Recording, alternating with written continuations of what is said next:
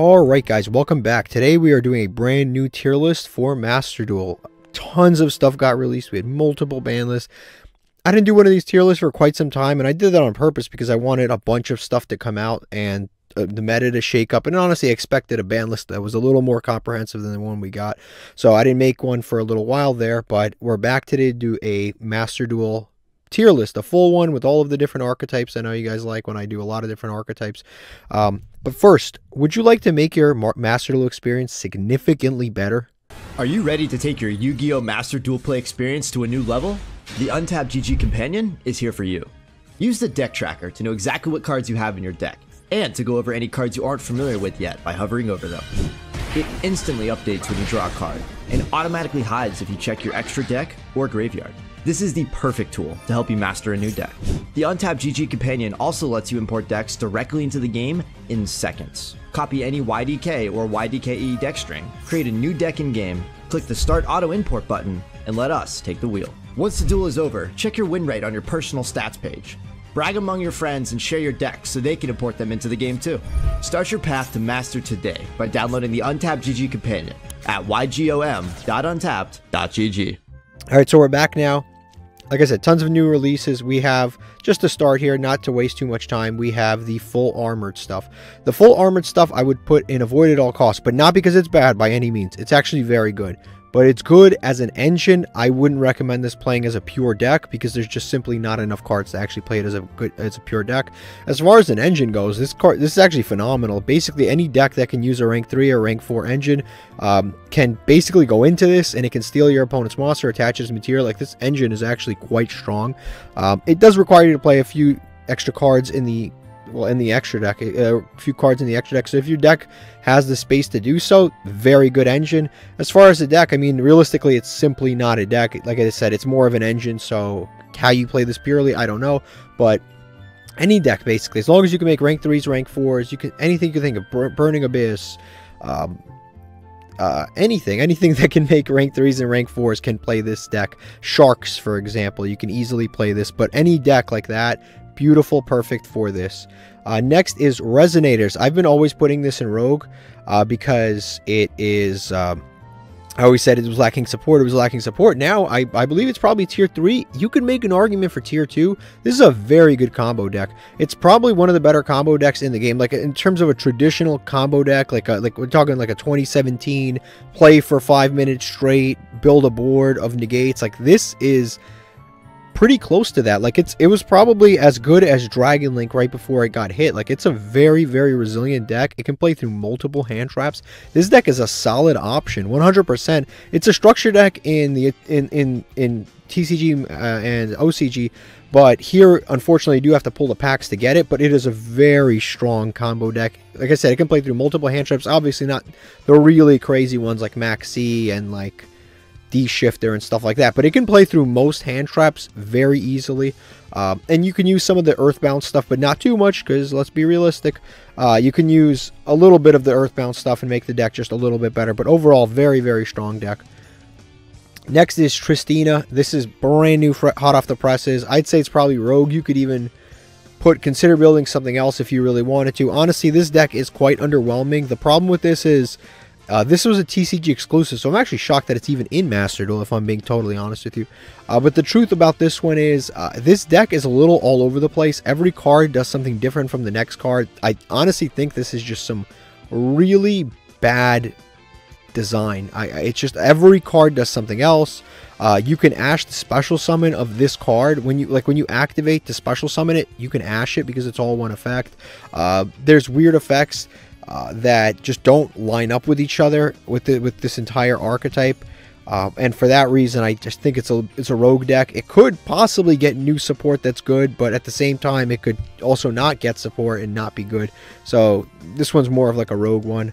Next is Unchained. This is easily tier 2, maybe even tier 1. I'd have to see how the meta develops. But tier 2, 100%. It's a completely full power. This is what I always say. Konami can make any deck in the game the best deck in the game anytime that they want to. They released 3 new support cards, and this deck jumped from Rogue, possibly consider building something else, all the way to tier 2, possibly tier 1. That's how far this deck jumped with 3 new cards. One Link monster and 2 new level 6 monsters. That's it. And yeah, the deck's very good. It's very resilient. I would make an argument that it's probably even better in Master Duel than it is in the TCG or the OCG, because there aren't any weird time rules. Like, you get to actually play a long, uninterrupted grind game, which you can't do in the TCG or OCG, because you will go into time. If you have lower life points, you'll simply lose. The good thing with this is you don't lose for having lower life points. You can sit there in an hour-long duel in this deck, and I'm not joking with you. This deck can really play an hour-long duel. The grind game on this deck has one of the greatest grind games. This is like the Michael Jordan of grind games in Yu-Gi-Oh! Like, this deck, you can play endlessly with this deck. And then if you play things to like shuffle things back, forget it. You can play for 2 hours. This deck is crazy. In terms of its grind game resiliency, this is like, it's got that stat totally maxed out. Every time a card's destroyed, you get a new one, and you can now recycle some of those and do it again and again and again and again. And this deck is extremely good for that. Tier 2 easily. I would even, like I said, I would possibly make the argument for tier 1, but tier 2 for sure. Next is Snake Eye. This isn't even, I'm not going to waste anybody's time. Snake Eye is the best deck in the game. It didn't get hit on the ban list. Can we address why? I don't know. I understand they have to sell things, but this is the best deck, undisputed, in the game, and they didn't even tickle it on the ban list. They weren't even thinking about like doing anything to this deck on the ban list. This deck is outrageous because it uses a mechanic that has existed the entire time, which is to turn monsters into spell cards. Or putting monsters into the back row. This has existed since the beginning of Yu-Gi-Oh! Right? Thousand Eyes Restrict used to do it. Everyone, like, it existed, but they never built an archetype around it. This is the first time they actually built an archetype around it. And it's actually kind of outrageous because it's actually the best form of removal that you could possibly think of. It is better than banishing. It's better than banishing face down. It's better than sending to the graveyard. It's better than destroying. It's better than all that stuff. It's better than sending back to the hand. It's so good because you can just send a monster to the back row, and that monster does absolutely nothing, and it clogs your opponent's slot, which is, I mean, that's so crazy. This deck is very, very good. Poplar is an amazing card. On top of that, they just got Bonfire. So, however good this deck was before, it didn't get hit, and now they released a card that searches Poplar, which is the main starter of the entire deck. So the deck just got even better than it already was, and it was already the best deck. So that is just, it's just bananas. It really is. It's the best deck by far. Not even close. Like, second place is going to be, I mean, second place is not going to be like far, but it's a lot better than all the other decks. That's all I'm going to say. Next, Rogue, we've got Battling Boxers. Battling Boxers is just a deck that, again, they released support for it, but if I'm going to be honest with you, it's very underwhelming. This is an XC deck. It tries to, like, OTK in one turn. It's got some good cards, but the problem is, again, when you compare it to the rest of the metagame, it just doesn't match up, honestly. Next, we've got TGs. TGs are either Rogue or Tier 3. You can mix this with Snake Eye, and the problem is sometimes people will mix this with Snake Eye, and they'll be like, look how great my deck is. TGs are disgusting. When in reality, it's Snake Eye that's like carrying it the entire time. They do have a level 1 fire.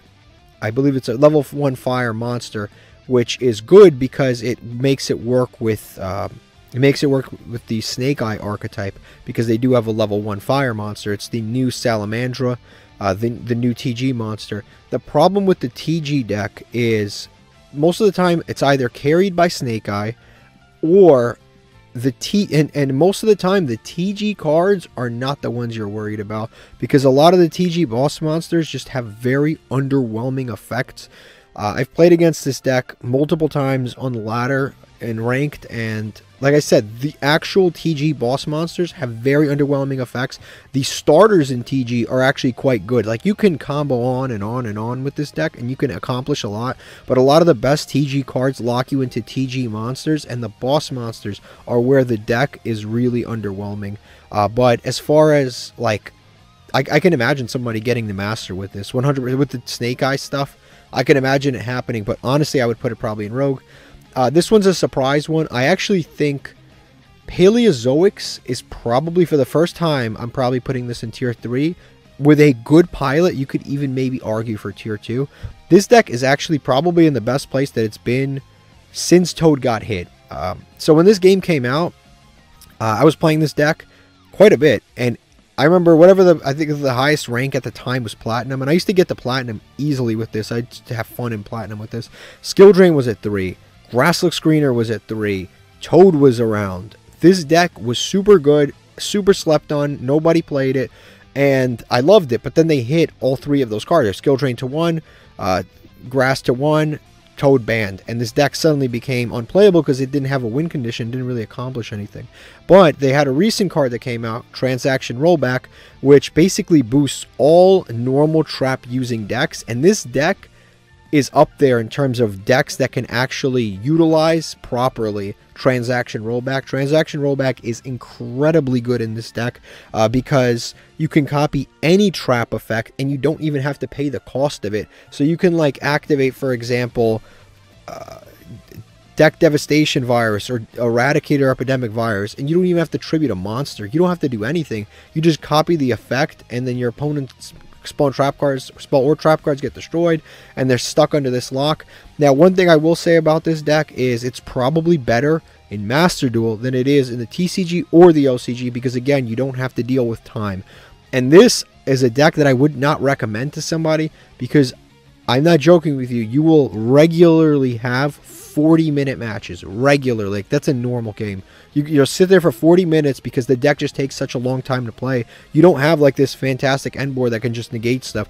You're not losing to Max C. Like, it's not the type of deck. Every single game is winnable, but every single game is losable, and you have to sit there for 40 minutes and then figure out whether you can win the game or not. And that's kind of the real big drawback. You can get to Master 1 with this deck, but it may take you a month to get there, and that may not be worth it for you, but you can figure that out on your own. Next is Adagonister. Adagonister is, I mean, they have a monster that's unaffected by everything, so that will always kind of carry the deck to a certain degree, because if there's not a reasonable out to it, it's a good deck as long as there's no reasonable out. Now, here's the problem. Snake Eye's the best deck. They 100% almost always run a certain card. I'm going to put this in Rogue. Adagonister's in Rogue. They always run the Underworld Goddess to link everything away. Pretty much every deck now runs Underworld Goddess, because we all understand that there are there are monsters that are unaffected by everything. We call them towers in Yu-Gi-Oh! That are unaffected by everything, and they're pretty regular in different decks. So it's better to just play Underworld Goddess, and you basically have a kaiju-like monster in the extra deck. You can link 5 monsters away, including your opponent's monster, and all of a sudden, you don't have to worry about things like that. So I'd say probably in Rogue. It'll beat most other Rogue decks, but I think Rogue is probably the fairest place to put it. Dinosaur is probably like a tier 3 deck. The last support wave that they got was pretty good, but honestly, a lot of the newer support cards are a little bit bricky. The best one is the Transcendosaurus. I think that's probably like the best card. Then you have the Search Spell too. Like, those cards are good, but a lot of those other ones, like the Glacial Dinosaur, the Synchro, like all of that other stuff, a lot of those other cards can be a little bit bricky, because then you have to start playing normals in the deck, and then it just becomes a disaster. So you can either play combo or you can play going second, but either way, I think it's somewhere around tier 3. I wouldn't recommend playing this engine pure, but as an engine, you definitely can play it in certain decks, like Synchrons, for example, can run this. You can run this in Virtual World. Like, there's a few decks that can run the Adventure package, but I would not. Adventure package is a package. It's not a deck. I wouldn't recommend playing it purely, because they just kept hitting more and more cards to actually summon out the Adventure stuff. They did take off one of the Water Enchantresses off the ban list. I think it was limited to 1, or was it semi-limited? But now it's semi-limited, I believe. So it was limited, now it's semi-limited. So the deck is slightly more consistent. But again, I wouldn't recommend playing it pure, even if it was at full power. It's kind of like this deck. They're more of engines than decks, so probably just don't play them pure. It's not going to work most of the time. This is a pretty good deck. I'd say it's probably somewhere around tier 3. It is good against Snake Eye.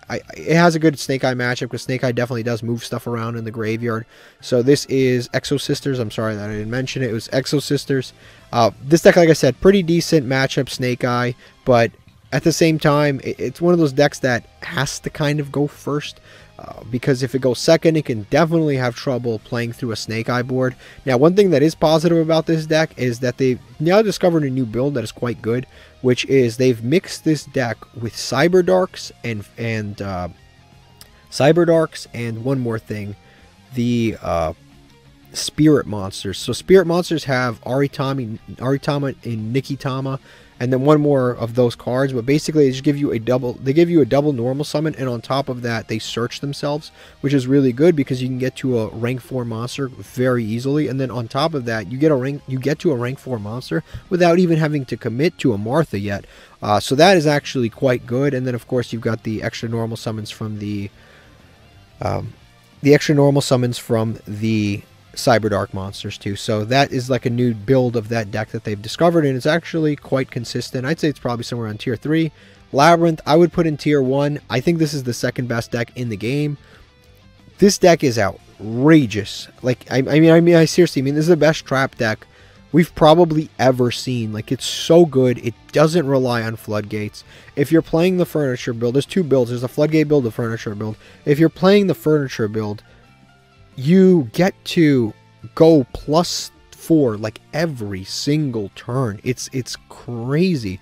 And you don't even have to have that much stuff because most of them are in the graveyard, so you don't have to have that much stuff in rotation. Also, I almost forgot to mention this, transaction rollback in this deck is crazy. Because like I said, you get to like resolve the virus. You get to use Welcome Labyrinth out of your graveyard. This deck is actually really, really strong in this metagame, and it's so easy to play on Master Duel. I'm not saying that the deck overall is easy to play, because there are intricacies to all decks in Yu-Gi-Oh! But this deck on Master Duel specifically is so outrageously easy to play that I built this deck, and I just picked like a random deck, like a random build online, and currently I am on a 20-game winning streak.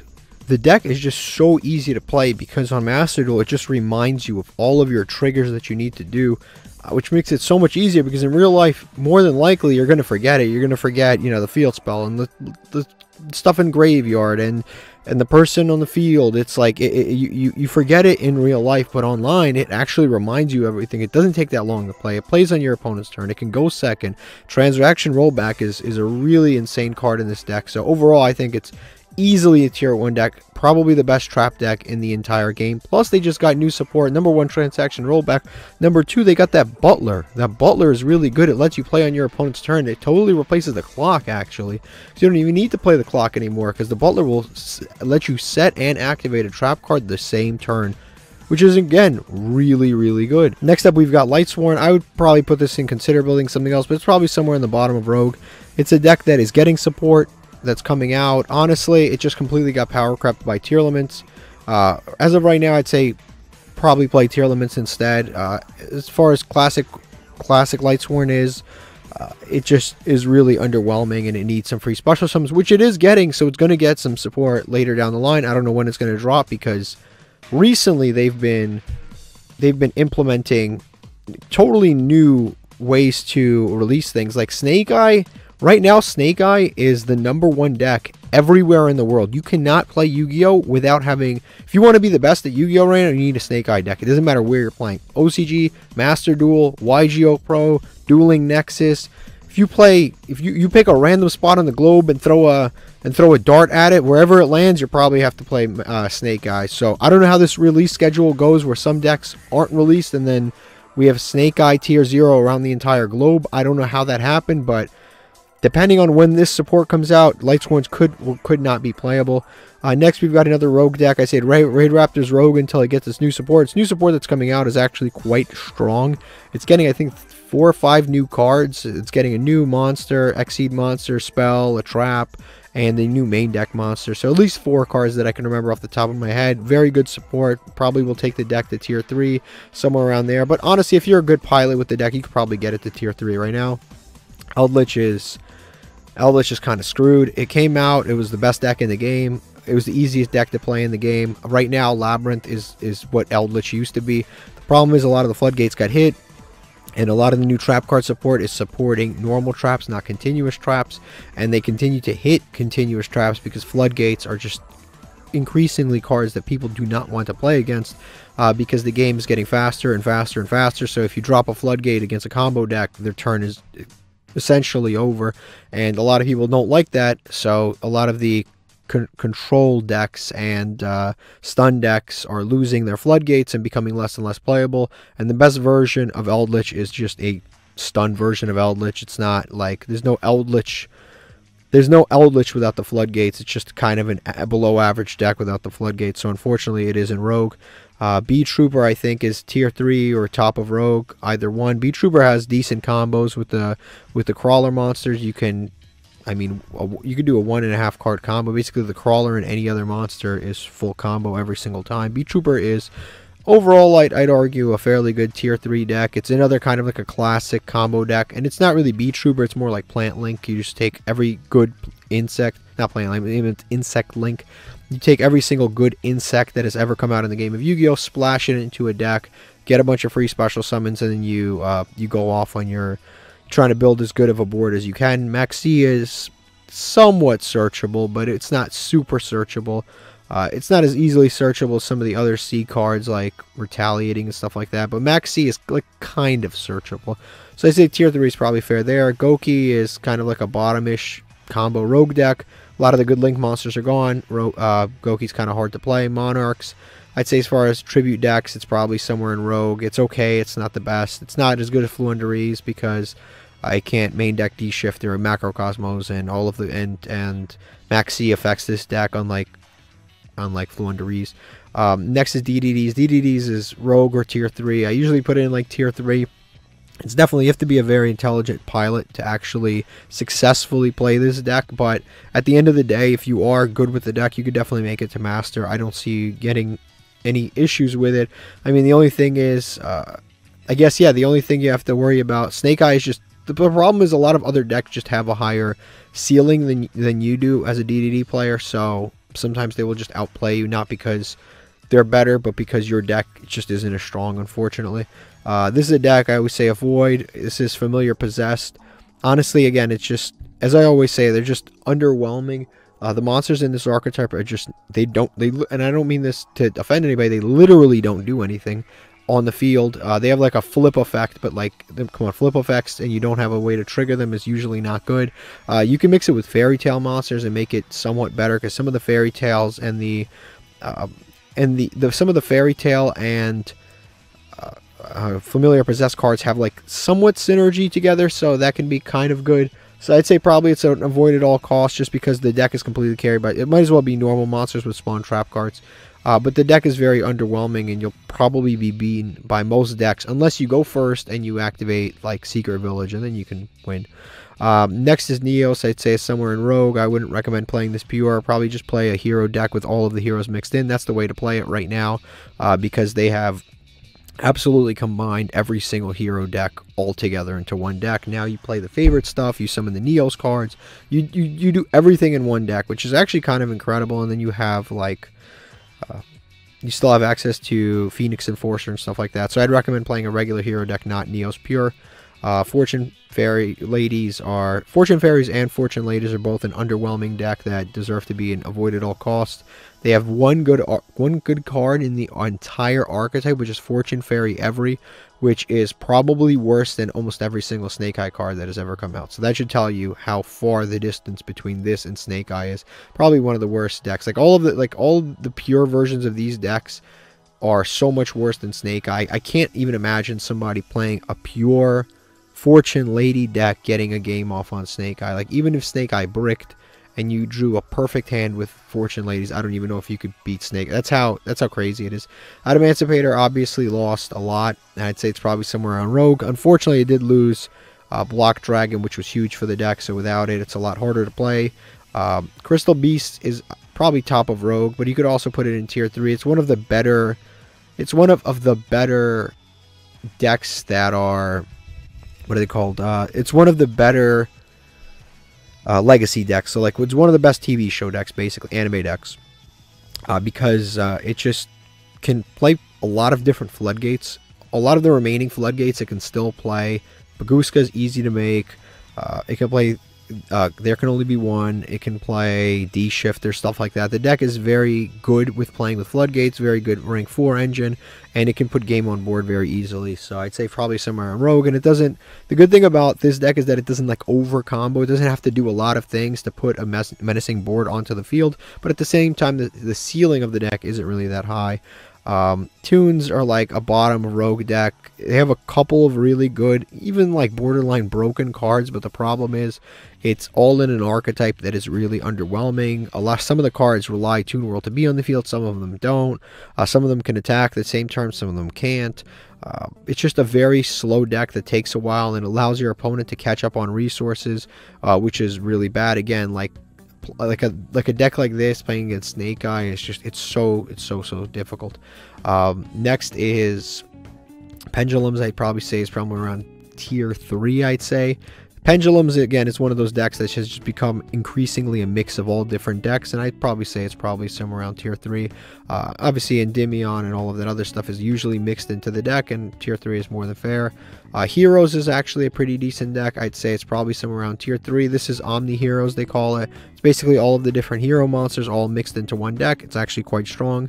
And I'd say it's mostly like the Dark Hero stuff, but it's all mixed in one deck, and it keeps getting better and better and better and better because they keep releasing more and more support.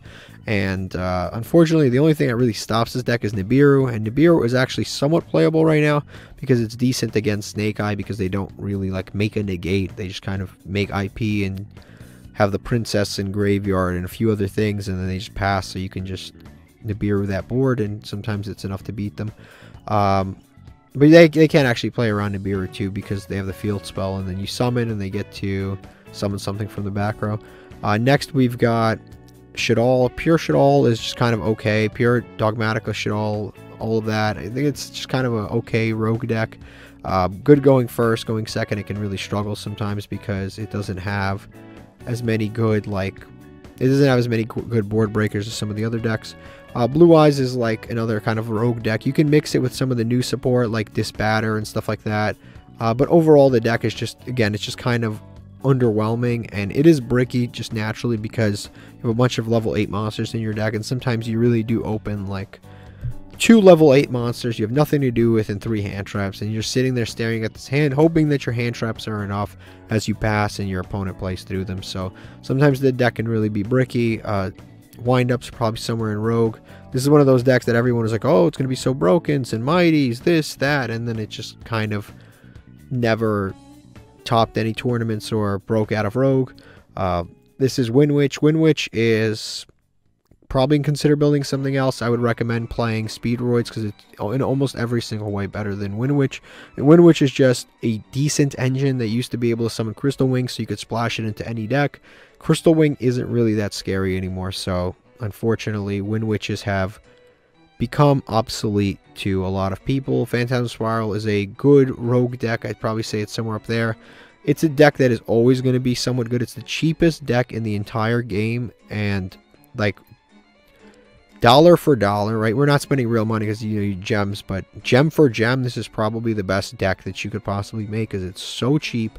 I think main deck you need 2 URs and extra deck you need 0 URs. So with 2 URs you can build a fairly competitive deck that will pretty much beat most other decks and has a really good matchup against a lot of different decks. You can play something like Heatwave, for example, skip your opponent's entire turn.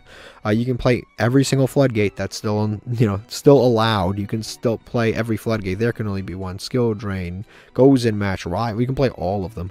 So the deck can do all of those things, and I'd say it's probably somewhere around Rogue.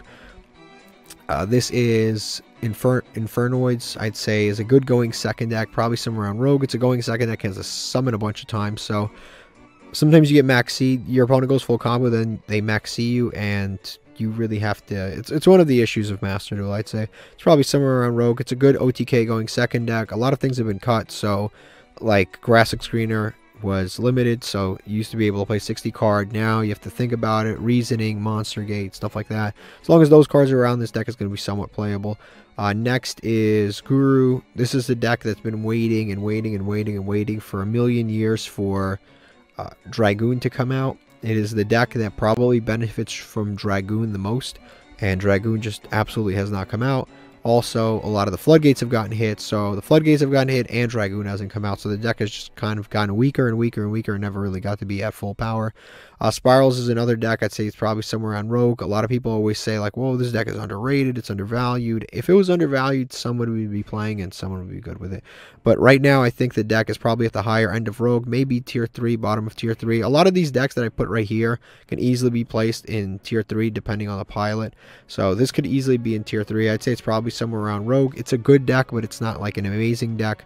And it's another one that just has the combo. And it's one of those classic Link era decks that has the combo for 10 minutes to put up a reasonable board. And it's got everything it needs, honestly. I don't think anything is really locked up in this deck. It just isn't as good as some of the other decks.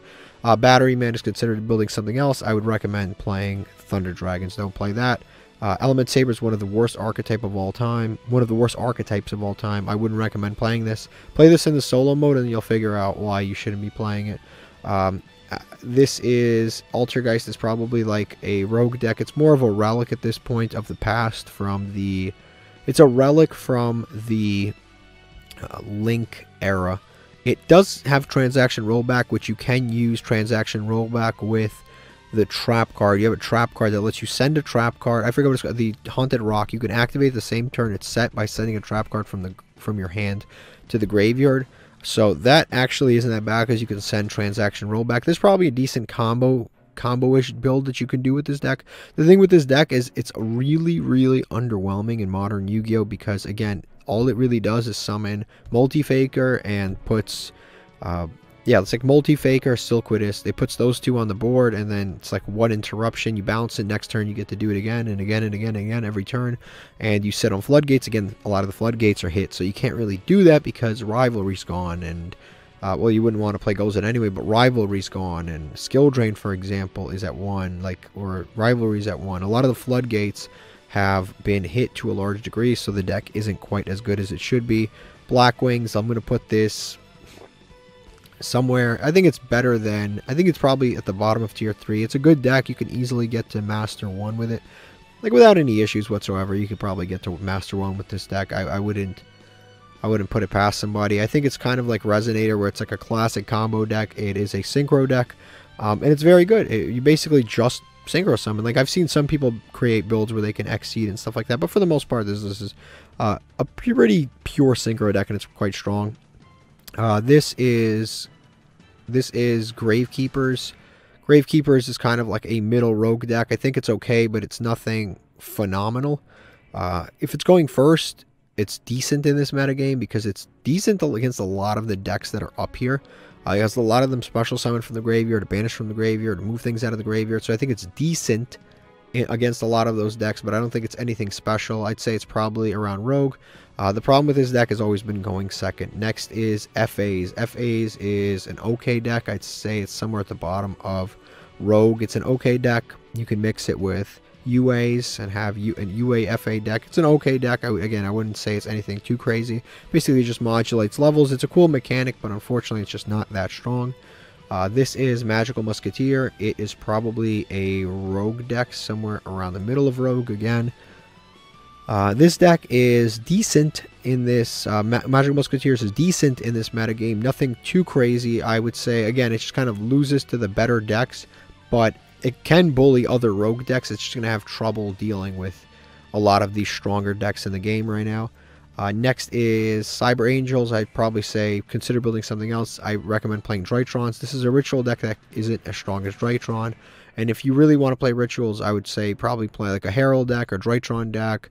There's a deck coming out that's based around Diviner, and I called Voiceless Voice. That would probably be better. There are other ritual decks that are better than this. Necros is probably better than this too. Time Thieves Pure, I would probably say consider building something else. As far as an Exceed deck, it's just kind of okay. It's a little bit underwhelming, if I'm going to be honest with you. Like, Time Thief Redoer is a cool card, but the rest of the deck is very underwhelming. It's got like a handful of good cards. The dog that lets you tribute and then special summon 2 from the deck. Time Thief Redoer is a cool card. There's a few cards that are cool, but for the most part, a lot of the support is just underwhelming, and it's basically built around putting things under Time Thief Redoer, like you put traps under him and spells under him and stuff like that. So the deck overall is a little underwhelming. Rockets or Dragon Link is probably like in a tier 3 area. It's a good deck. Again, not great. It has gotten hit over and over and over. And this 2 ban lists ago, it got hit again. I don't understand what Konami thinks with some of these ban lists where they hit decks that are like tier 2 and tier 3. Like this deck was like a tier 2 deck, and they were like, let's hit it. Let's hit it again and again. And they hit it like 3-4 times, and it's probably somewhere around tier 3. It's a decent deck, but nothing too crazy. It can basically do the same boards that it used to. It just can do them less consistently now. So you can still make Borderland, Boral, Savage, and yeah, Borderland, Boral, Savage, Disbatter. If anything, certain parts of the deck even got better because they have access to Disbatter. So they have Bestial, Disbatter, Borderland, Boral, Load. You can still end on that pretty easily with maybe a Bestial in hand. Next is Galaxy Eyes. I'd say is probably somewhere around Rogue. It did get its new support, but its new support isn't like anything too crazy. The problem with this deck is that it keeps coming out with more and more cards that take the deck in different directions, but doesn't actually increase the consistency of the deck. It just keeps doing more different things in different directions. And it's kind of like Utopia, where you have so many cards and so many different angles you can take with the deck that you don't actually know what to do with the deck, because it's got a million different ways you could play it. And while that is cool for variety and playing the deck over a large course of time, that's fun. The problem with it is you can't actually come up with a competitive build because there's so many different things that the deck actually wants you to do versus what it can actually do from a combo starting perspective. Cyber Dragon is a good deck. I'd say it's probably somewhere around tier 3. Pure Cyber Dragon going second. Clockwork Knight you can use. Contact Fuse your opponent's stuff away. It's actually quite good, I'd say. Next we've got Jinzo is Avoid at all costs. That deck is just really underwhelming. The whole point is to play, to play against a trap deck, and if your opponent's not playing traps, then it just becomes totally dead. Next is This is Pride of Plants. I'd say somewhere around Rogue. This is an okay deck. I wouldn't say it's anything too crazy, but it's a decent kind of. You can go second sometimes, go first sometimes. Most of the time you want to go second. It really needs more. It needs like a way to put Pride of Plant counters a little more easily than the existing ones. I mean, the existing ways to put Pride of Plant counters on things are like trap cards. They need like a field spell or a continuous spell or something. Something that during their turn you can activate, put Pride of Plant counters on things. Because right now it's just really slow. It's like you have to set, wait, activate, put Pride of Plant, wait for your turn. It's just such a slow deck. And most of the time, the best way to play is just Super Poly and then try to OTK. But sometimes the problem with Super Poly is you play against decks that don't lose to Super Poly. Like, for example, this right here does not, like, Exo Sisters doesn't lose to Super Poly. Peleus Oak doesn't lose to Super Poly. Like, there are just decks out there that do not lose to Super Poly. So you're just in these matchups where you're just like, okay, this card's dead, and I don't know what to do now. So, yeah, it's kind of the problem with it. Next is Dragon Man. I'd say is like a middle rogue deck. It's a decent kind of like control dragon deck, but the problem is it can be a little bit underwhelming in the modern game. Math Mac, I'd say, is probably like a tier 2 deck. Even with all of the hits, it's still like a tier 2 deck. Master Duel doesn't kill decks, which is nice to some degree, because if you invest the gems in it, it sucks when your deck gets absolutely fried on the ban list. You want it to be somewhat playable still, and I think this is still a playable deck, somewhere around tier 2. And it probably will be for a long time, because they just it's really become less of a Math Mac deck and more of just kind of Cyber's pile, and it'll just keep getting more support because Cyber's will be getting more support. Consider building something else. We got Aromatherapy. This deck actually did get support recently in the TCG, and it's actually quite decent. But again, even with the new support, you should still just play a Plant Link deck. You don't need to play this deck. Plant Link is just generally better, plus you get to play some of the Aromatherapy cards. Quakimeru is Avoid at all costs, but you can play some of them in Emancipator, and Emancipator right now isn't even in a good place. Next we've got, this is Trap Trick. I'd say is probably Rogue. This deck is phenomenal going first, but it's always got this problem of going second. It's actually, interestingly enough, this deck is actually a combo deck masquerading as a trap control deck in a lot of cases, because the whole point is really just to combo off and then protect all your monsters and continuously cycle in trap cards that kind of like interrupt your opponent. But in a lot of ways, this is actually a combo deck and not even a trap deck like you would think. But going first, this deck is extremely good. Going second, it can be really tough sometimes to play through established boards with this deck. Foolish Burial, not Foolish Burial, Phantom Knights is probably a rogue deck. It's somewhere around here. It's a decent rogue deck. It's one of those like relics from the first few weeks of Master Duel, where it was good when it came out, and then obviously it's been 2 years, so many new archetypes have released, and it just can't keep up with some of the better modern decks. Next we've got Dragoonity. I always say this is worse Dragon Link. It's Dragon Link with Beast Warriors mixed in with a more varied but less consistent end board, honestly. These are live twins. I'd say somewhere around rogue. They're decent. They can be mixed with sprites, and they're decent, but honestly, sprites in their pure form are probably better than live twin sprites. Yeah, but you could still do some cool stuff with this. Like you could lock your opponent out of the extra deck and stuff, but I'd say probably pure is better. Next is Burning Abyss, probably somewhere around rogue. Honestly, Burning Abyss is a good deck, but it's another one that's just kind of, it's been power crept. Came out in 2016. It's almost been 10 years since Burning Abyss has come out, which is like kind of crazy to think about, but this came out in like 2016. It's really, at this point, very power crept, and it's just a little bit too slow. It's got some good cards. Like Cherubini is a good card, and it will always be a decent like extender for a lot of level 3 decks, but as it stands right now, I think it's probably somewhere around rogue. Noble Knights has gotten new support. I'd say it's probably somewhere around tier 3. It's a good deck, definitely, and it's a good deck that can utilize Snake Eye, which is nice, and it can use a lot of the new cards like the Angel Ring and stuff like that. The new Noble Knight support, I'd say it's a pretty decent tier 3 deck. Zombies are probably around tier 3, bottom of tier 3. It's a decent deck. It doesn't...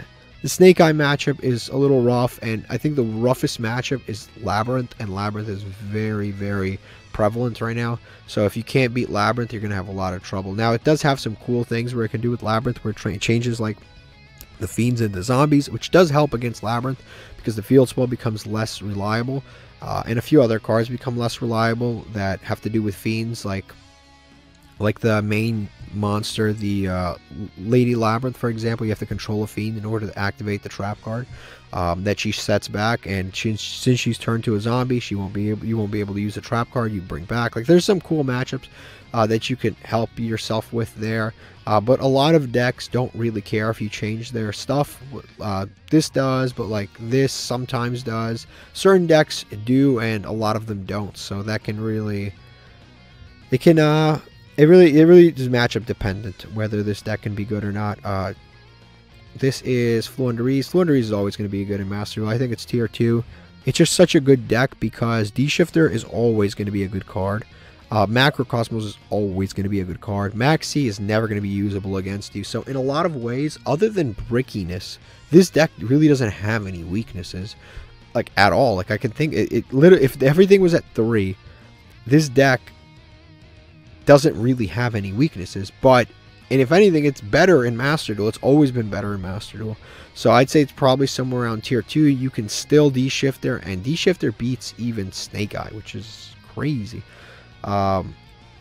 Next we've got Sword Soul. I think Sword Soul is probably at the higher end of tier 3. It's a free deck now, so you really can't complain about not having a decent deck, because Sword Soul's free. It's a free deck, it's very strong, and it's very fair, if we're going to be honest with you. And that's the thing about this deck, is that it's very fair. It doesn't have a crazy advantage loop. Everything is at least every card you have is at least a 2-card combo. There's no 1-card combo with this deck. I mean, the only 1-card combo I can think of is like Emergence.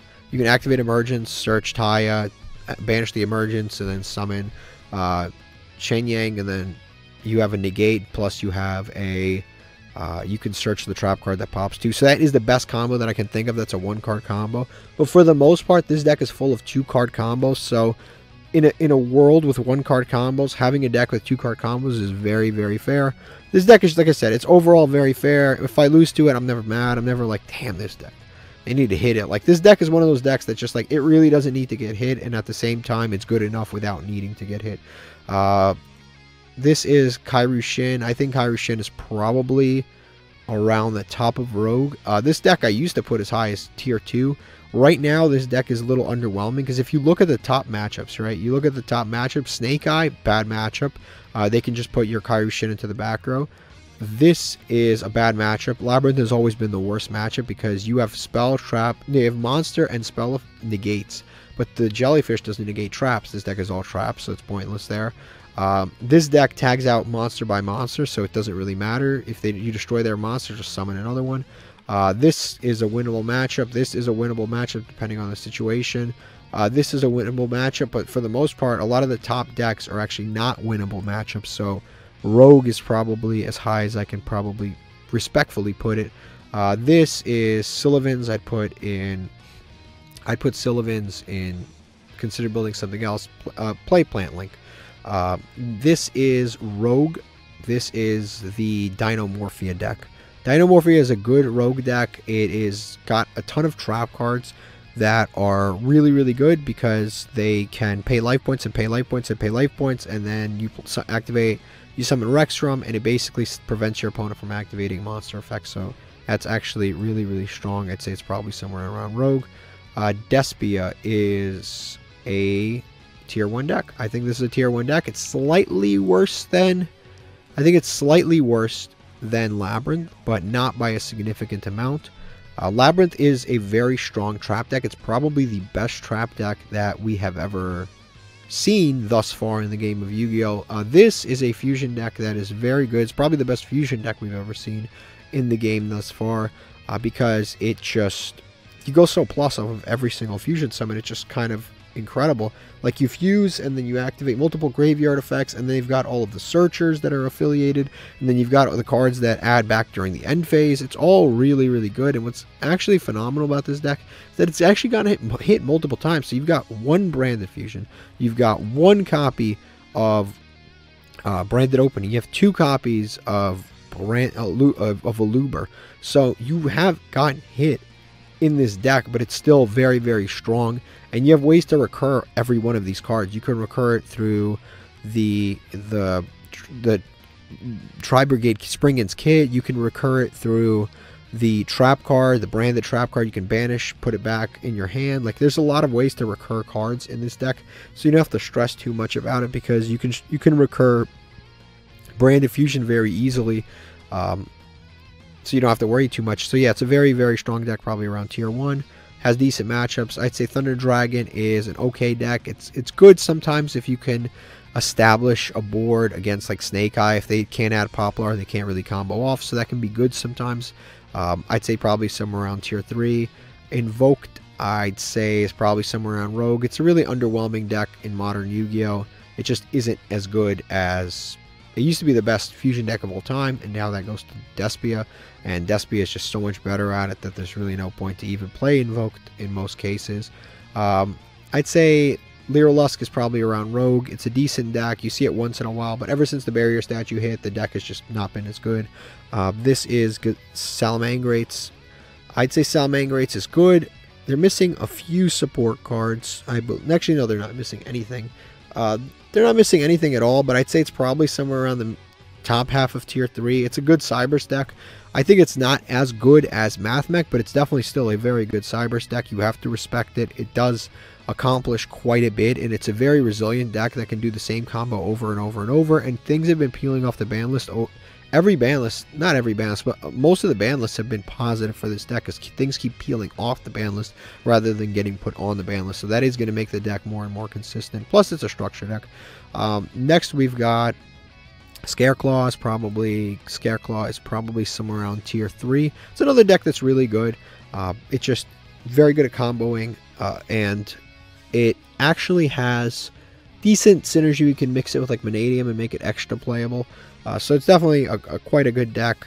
Any of this, honestly, all of the Visa Starfrost archetypes that I can think of have all been pretty much good, and it's actually kind of amazing. And honestly, a lot of the Visa Starfrost decks have been good, and also a lot of the Fallen of Albaz decks have also been really good. So both decks in both of those lures have been very good.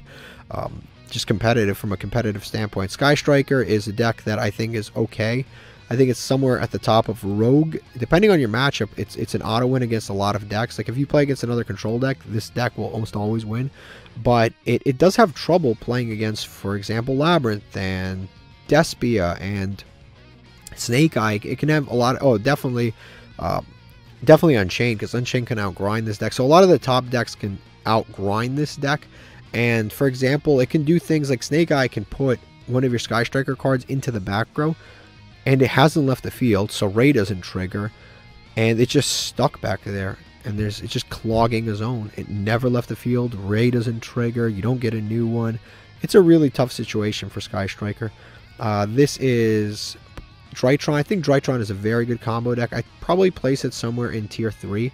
It's still very good, and it's actually quite, I would argue it's kind of slept on. It's a lot better than what people give it credit for, even though it did get hit to some degree. I think it's still a very good tier 3 deck, and Ava's still in the game.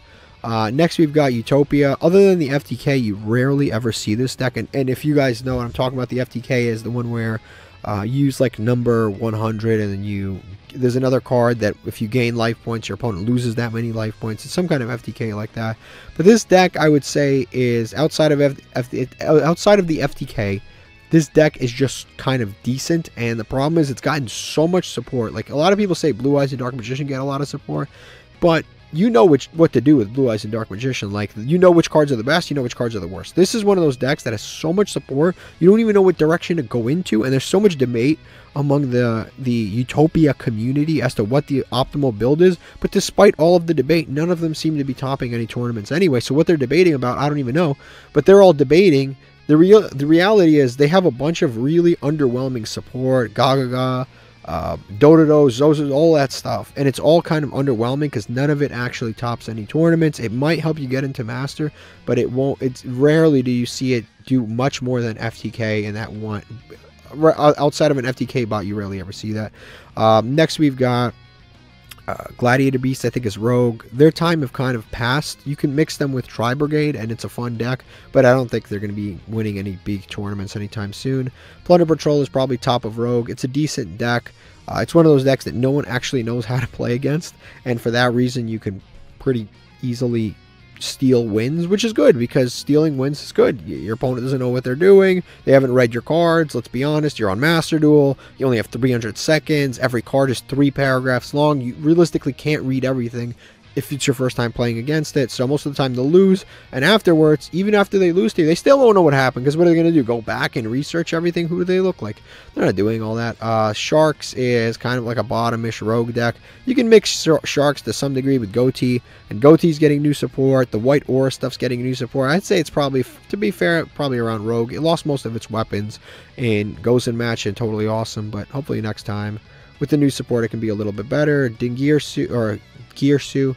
This is another deck that probably got a little bit better on the ban list again. Every single time something peels off, everyone's like, that's it. It's going to be tier 1. It's amazing. I'm so excited. I never see this deck played online. People get all excited when cards get taken off the ban list, and then nobody plays it anyway. So it's probably somewhere around Rogue. It's another, if I'm being honest with you, it's probably another like Link era relic. Because once they took off the Master Rule 4 rules, all of a sudden a lot of decks that didn't have to follow those Master Rule 4 rules were a lot better, and this is just another one of those decks that just got way better. It got way worse once they removed the Master Rule 4 rules. This is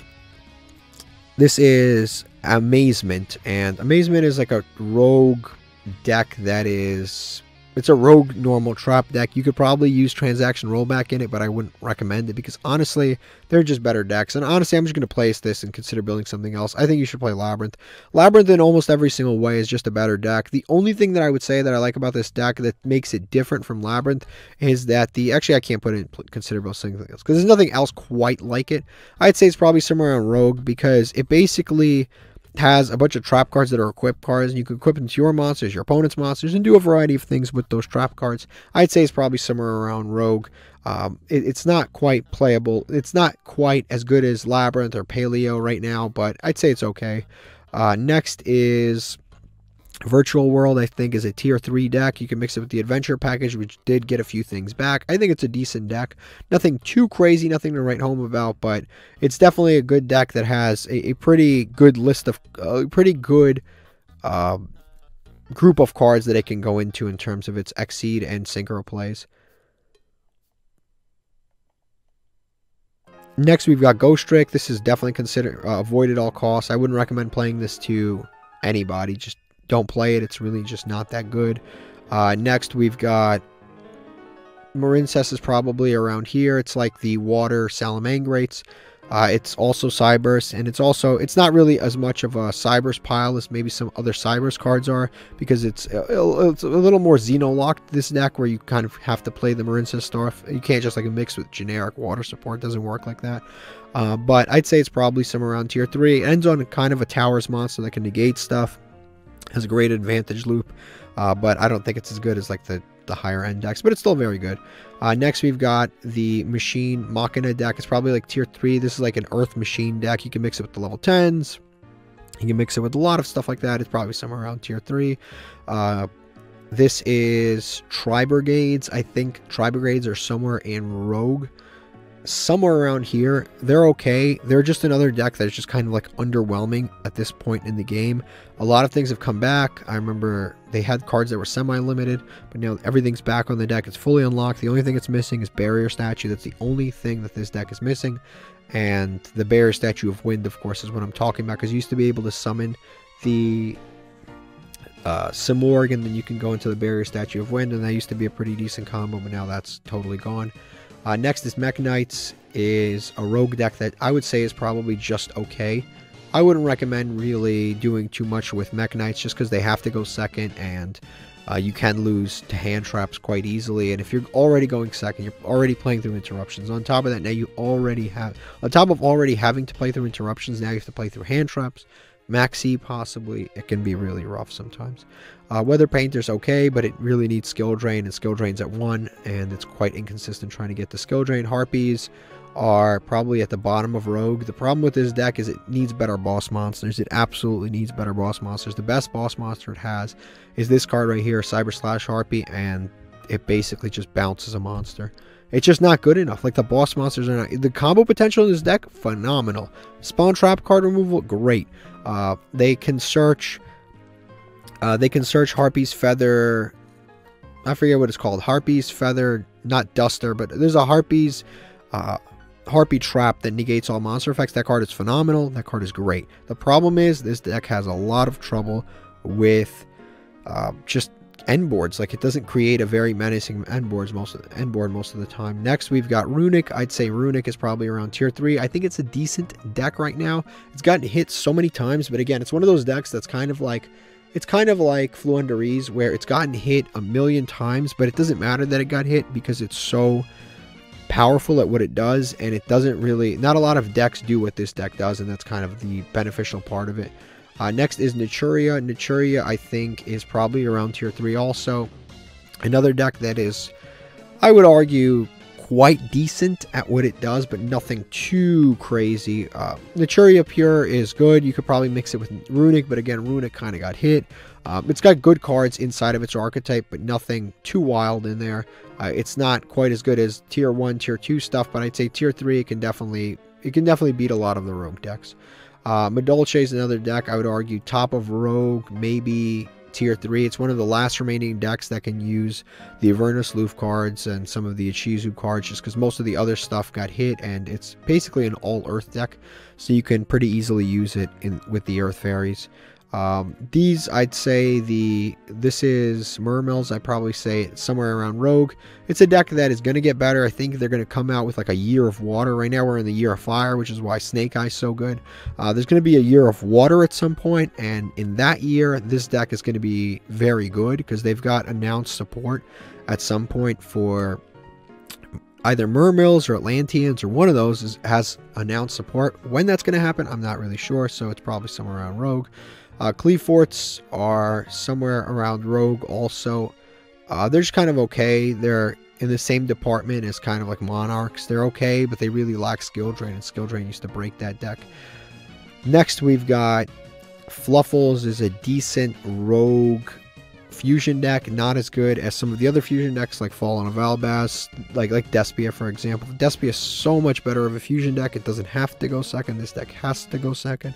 This deck pretty much does nothing going first. It's got good cards like Toy Vendor and stuff, but for the most part, the deck can be a little bit underwhelming.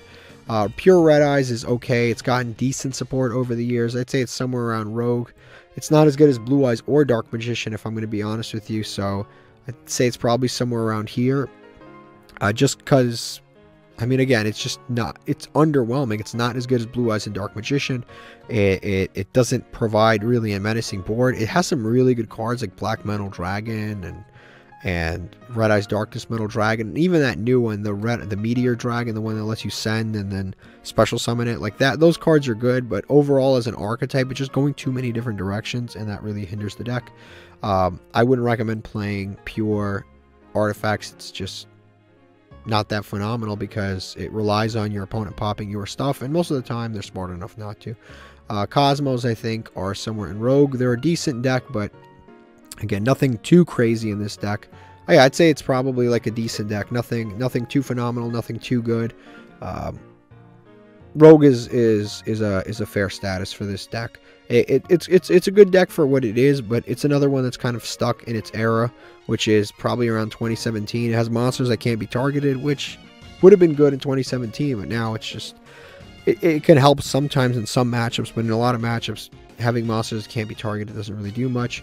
Speedroids is a good deck. It's better than, like, for example, Wind Witches, but I wouldn't recommend really playing this maybe in a pure context, but that's about it. I wouldn't recommend playing this deck for like the higher end of the game, like tier 1 and tier 2 and stuff like that, but it's definitely a fun deck that you can just synchro summon with, make Crystal Wing, Baron de Fleur, stuff like that, but it's nothing too crazy, just because it is consistent, but the problem is it wind locks you, and there's only so many things you can do with a wind synchro deck. Next is, this is the BLS ritual deck. I'd say it's probably somewhere in, I'd probably put it in Consider Building Something Else. They're just better ritual decks, if I'm going to be honest with you. Shiranui's in Consider Building Something Else. I recommend you just play a zombie pile deck with all of the Shiranui cards in it, but playing Shiranui PR can be difficult because Shiranuis just don't have an easy way to get your monsters into the graveyard. Veocroids is avoided at all costs. It's just not a very competitive deck, and a lot of the best cards are just below average in every other archetype. Magician Girls is underwhelming. I wouldn't recommend playing this. I'd say just play pure Dark Magician. You don't need to struggle if you don't have to. This is True Dracos. A lot of cards are hit on the ban list, and obviously things like Masterpiece aren't around. Masterpiece, a lot of Floodgates are gone. Honestly, you could bring back Masterpiece, and I don't think that he would even have that negative of an effect on the metagame. Like, it's really not even that good in modern Yu-Gi-Oh! I think you could bring it back easily, and it wouldn't even be that big of a problem. So I'd say Rogue for that deck. Buster Blade is another Rogue deck. It's a one-trick pony that has to go first. That basically turns your opponent's monsters into dragons and then negates their effects. I don't think that it's that good. This is Digital Bugs. I used to put it in Consider Building Something Else. I actually would probably even avoid it at all costs. I can't see this deck actually being competitively viable in modern Yu-Gi-Oh! Outside of like maybe like silver tier. Like, I can't imagine this playing against Snake Eye. That's how underwhelming the deck is. Next we've got this is the Lunalight Kaiju deck. I'd say it's probably somewhere around tier 3. This is a good deck that can still break boards to this day. The only thing about it is it's really expensive in terms of gem costs, so tier 3 is probably the fairest place to put it. Exodia, I'd probably avoid at all costs. It's tough to win with Exodia. It is actually getting support, funny enough. It's one of those decks that like absolutely must go first because you have to draw Exodia on one turn, but it is getting new support, which will turn it into hopefully a real deck this time around. This is Spellbooks, is probably somewhere around Rogue. You can mix it with a lot of different spellcaster archetypes. Basically, any spellcaster archetype can mix with this deck and make it more competitively viable.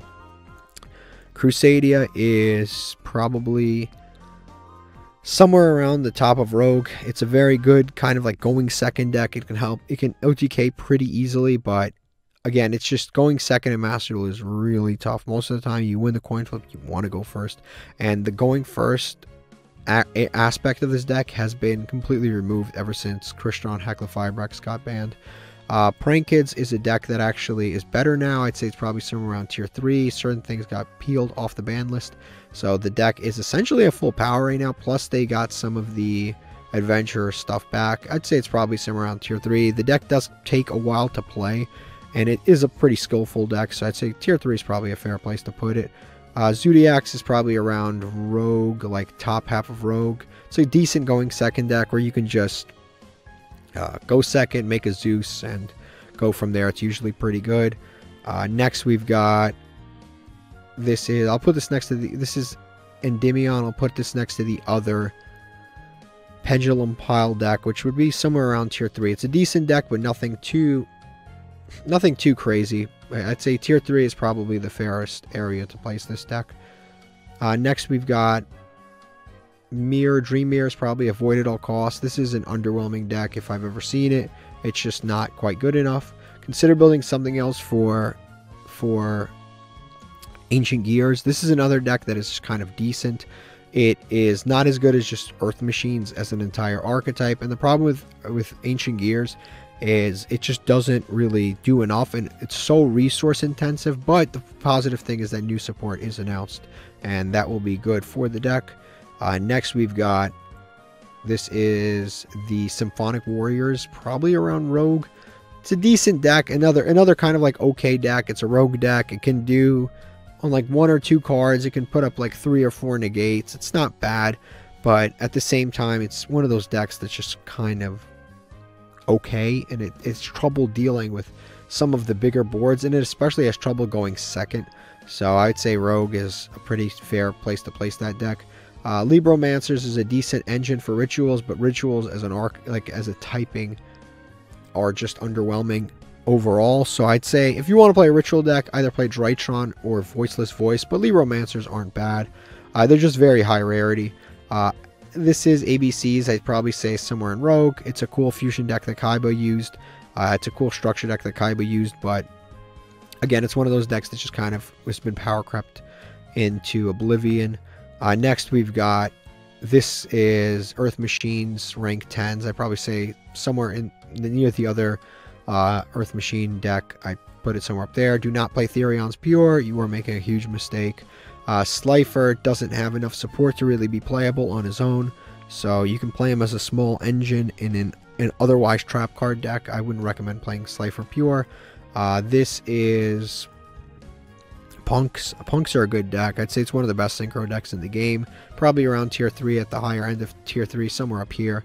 It's a good deck. It's solid. I have nothing really negative to say about Punks, other than, again, you know, it's Punks. It's not that how good Punks are. It's more of like in the context of the entire metagame, the seasonal metagame, which right now, how good is this deck against Snake Eye? I'd say it has a decent matchup. It's not like outrageously bad or outrageously good.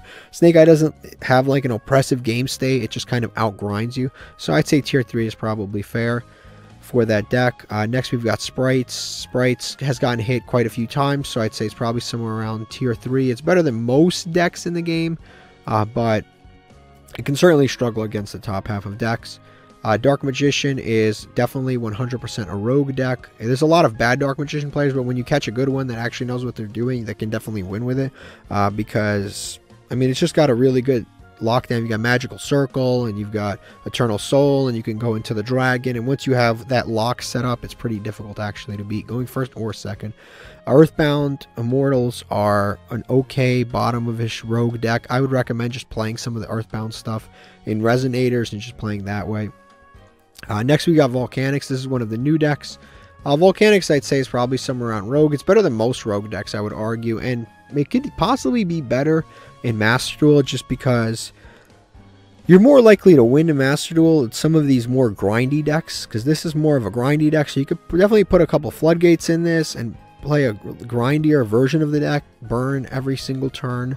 I think it could actually be half decent in Master Duel, better than it performed in the TCG or the OCG. This Emperor is a really good card. Some of the new stuff is like really strong, but I guess we'll have to see how it performs. I believe it'll be somewhere in Rogue.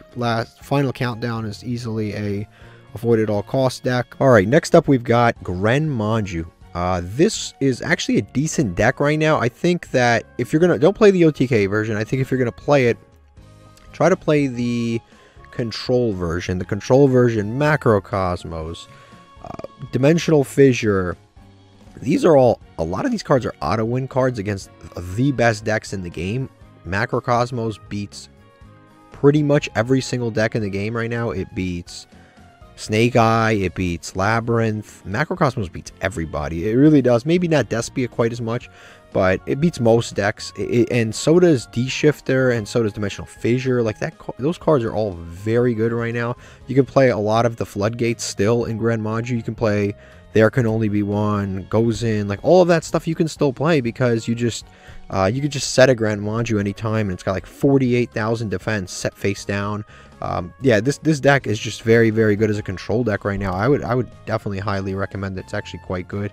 Next, we've got Winged Dragon of Ra. Winged Dragon of Ra is the only one of the 3 God cards that is even remotely viable because he has the most support. I mean, that's just the reality of it. He's got the most support cards. He's the only one that's searchable with a spell card, and then he's not only searchable once, he's searchable with 2 different spell cards, whereas Obelisk is searchable with a trap, and Slifer, you can search it weirdly off of Joker cards, but you can't like really search it in its own way.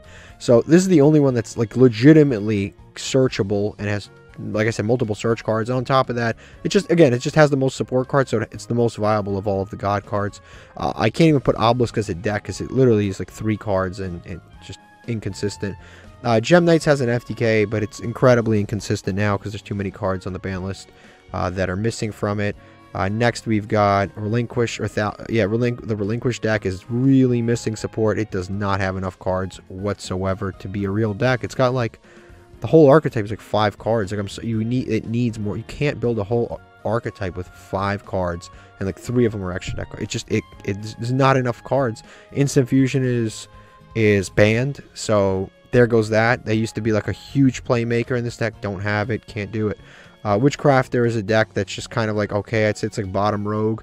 It has really, like I always say, it has fantastic advantage, fantastic recursion, but the problem is it just doesn't do that much. That's the problem with this deck. It's not that it's not good, it's not consistent. It's great, it's consistent. It just doesn't end on that much. And that's the problem. Like a lot of these other decks end on far stronger boards than this, and they have, in a lot of cases, a lot of these decks have less recursion and less advantage than Witchcrafters, but Witchcrafters just produces a board that's less impactful. Sun Avalon / Plant Link. This deck is pretty good. I'd say it's probably in the higher tier 3 category, somewhere up here. This is Sun Avalon, Rika, Sylvan, what else did I... Aromatherapy. All of the really, really good strong plant cards. Cactus Bouncer, Lone Fire Blossom. Basically every single good plant that has ever come out. This is what Yu-Gi-Oh does now. It just takes a type and plays all the best cards from that type. This is what a lot of Yu-Gi-Oh decks are becoming. They're not as much archetypal. You have Plant Link. You have, basically this is like Cyber Slink. You have some other decks here. Dragon Link. Dinosaurs, just dinosaurs. Insect Link. You've got Earth Metal, what is it called? Earth Machine, just Earth Machines. That's it. It's just zombies. It's like, this is kind of what Yu-Gi-Oh! It's funny because Yu-Gi-Oh! Started without really typings or archetypes. It was just like, play the best cards you can. And then it became, I'm playing my water deck. I'm playing my zombie deck. I'm playing my dark deck. And then it became archetypes. And somehow we are now going backwards. And we are going back to, I am now just playing zombies. I am now just playing dragons. Like, it's crazy that how the game morphed from no types to archetypes, and now back to types. It's an incredible evolution, if you ask me. Next is, this is Ancient Warriors. I'd say Ancient Warriors is probably like a middle rogue deck. It's what I think the best selling point of this deck is that it's so cheap and it survives every festival. As far as the deck itself, it's a going second deck. It can definitely break boards. I like it a lot. Again, if you haven't crafted this deck, craft it. It is usable in 80% of festivals at nearly full power. And sometimes it'll like be missing the Link monster, for example. It'll be like missing one random dude. But for the most part, this is one of the best value decks you could possibly imagine. It does go second, and it does have to special summon, so it does have to play through Max C sometimes. It is pretty good at breaking boards, but it will struggle against some of the better decks. If we're going to be honest, it's going to struggle against like Snake Eye, but who doesn't? So you might as well play a cheap deck and struggle against Snake Eye and not make, you know, an expensive... No, I was going to say Dragon Maze, but it's a budget deck now. But there are a lot of decks down here, like Harpies, that are kind of expensive and they struggle against a Snake Eye. So why not struggle against Snake Eye with a cheap deck? Next, we've got the Shizu package. This one might be the most avoided all costs of all of the avoided all costs. It is like, how many cards are left? There's like one shuffler left. Like seriously, is there one card left of all of the cards? I mean, there's almost nothing left. It's almost kind of sad. Like the deck started with a bunch of limits to one, and now it's down to like one card maybe. Yeah, it's just this engine's been so badly hit you couldn't possibly imagine playing it. G Golem is more of like, I'd say it's more of like an engine for Cybers decks. You can mix it with Salamangrade, or you can mix it with Marincess, or you can mix it with Mathmac. But for the most part, it's just kind of a supplementary engine to Cybers decks. It's kind of like an option if you want. It's decent. It's nothing too crazy. Suship, another value deck. Suship is a great rank 4/rank 5 deck. It can do a lot with a little. And basically, that's what it does. That's what it uses. The main Suship, which is the normal monster, and it builds on that. As long as you have Shari in play, you can always have additional effects on your Suship summons, your XYZ summons, and basically, yeah, it just you just gain advantage by using the various different Suships, and you can draw a card, attack twice, inflict damage. Like they gain a bunch of effects based on which pieces of sushi that you use or which ingredient you use. So it's actually kind of cool. And basically, what I have to say about this, and it's a good, solid rogue deck. I would probably put it a little too high. It's probably somewhere around like here. It's like a middle rogue deck, but it's in the same vein as Ancient Warrior, where it is so cheap, and on top of being cheap, I don't think it has, this entire archetype doesn't have any URs, and also it's cheap in the TCG, it's also cheap in OCG, it's also cheap in everything. It's cheap in Master Duel, and it's available in almost every single event. I think for the last like 10 events, I think I played this deck, at least in some parts. Like if I needed to complete certain summons, so like, oh, I'll just bust this out, and I bust it out, and it's like so fun to play because it's available in almost every event. It never gets hit. It's one of the best investments you can make in this deck, and it's such a small investment. And like I said before, if you're gonna lose to Snake Eye anyway, why don't you lose in style? Look at these artworks; they're incredible. Crawlers, I could argue probably consider building something else. I think what's better is actually the plant link. I mean, the insect link is probably better than playing crawlers. Crawlers, like I said, crawlers are slightly better than digital bugs. They're a better version of digital, like power creep digital bugs. So I'd probably say it's probably up there. Skull servants, I don't want to put them in consider building something else, because I could technically put them in consider building something else because you have the zombie, the generic kind of like zombie world zombie deck, which you can play some of the skull servants in that deck. But honestly, I think Skull Servants are probably better. Yeah, they're probably, yeah, you could technically play Skull Servants in that deck instead, but I would say play Skull Servants pure anyway. It's more fun because it's a completely different playstyle. It's kind of like an OTK playstyle. It is definitely rogue because it's just a little bit underwhelming. It can be a little bit difficult to get all of the zombie names in graveyard, the different Skull Servants in graveyard, and then all you're basically doing is just trying to beef up a King of the Skull Servants and attack over your opponent's stuff. It's good. It was good a few festivals ago, but I wouldn't recommend like playing it in the regular ladder. Rikas, this is Pure Rikas. Pure Rika's not a bad deck. It's one of the better budget decks in the game. I'd say it's probably somewhere in the higher half of Rogue. It's better than a lot of decks, but again, I would recommend playing like a Plant Link, a Sun Avalon version of the deck rather than just absolutely Pure Rika. Doesn't mean that Pure Rika cannot win. It's still a good deck. It's probably, and I don't think it's I think it is the best deck in the solo mode, actually. It is the best deck in the solo. Like, of all of the solo mode decks, if you were to play the pure archetypes of all of those solo mode decks, I actually think this is the best deck out of the solo. Off the top of my head, this is the best deck. If you don't mix, like I said, if you're playing, like, because they have Eldritch, pure Six Samurai, pure, you know, everything. I think that this is probably the best pure deck out of all of them. Next is Gaia. This is a structure deck. I almost want to put this in consider building something else. Actually, and I will. The problem with this deck, I think it's very, very fun, but it's missing a lot of things. Instant Fusion was huge for this deck because you can go into the level 5 Dragon. Level 5 Dragon was very good. I forget what his name is. It's like, it's the level 5. Maybe it's like Galloping Guy. It's not Galloping Guy. It's the one. It's the level 5 that with Instant Fusion was extremely good. It's a great starter for the deck, and losing Instant Fusion was like a huge deal for the deck. because you used to be able to just play 3 instant fusions and you had access to that person, to that level 5 basically at all times. But without it, this deck is a little slower. The problem with this deck is it's an OTK deck, and I think it's worse than a lot of other OTK decks. I think it's worse than Mech Knights. I think it's worse than a lot of these special summon going. I think it's worse than Ancient Warriors. I think it's worse than Crusadia. I think it's worse than a lot of going second OTK decks, because it has to special summon a bunch. It has to enter the battle phase successfully with a monster that has very little protection. You can negate your opponent's monster effects. You can attack multiple times, but your monster actually doesn't have that much protection. You have to survive into the battle phase, and then once you get to the battle phase, it's clear you won, because your field spell doesn't let your opponent activate cards during the battle phase. You can negate all their monster. Like, you could do a lot during the battle phase. The problem is you have to get to the battle phase with your monster, and that's asking a lot in a Snake Eye format. This is not considered building something. It's better than considered. This is Numeron. Numeron, I'd say, is kind of like at the top half of Rogue. It used to be probably a top 10 deck in the game, but the game has completely changed. It used to be you're playing through Floodgate decks or negates, or like a board of negates, and they used to be the 2 decks that you played against.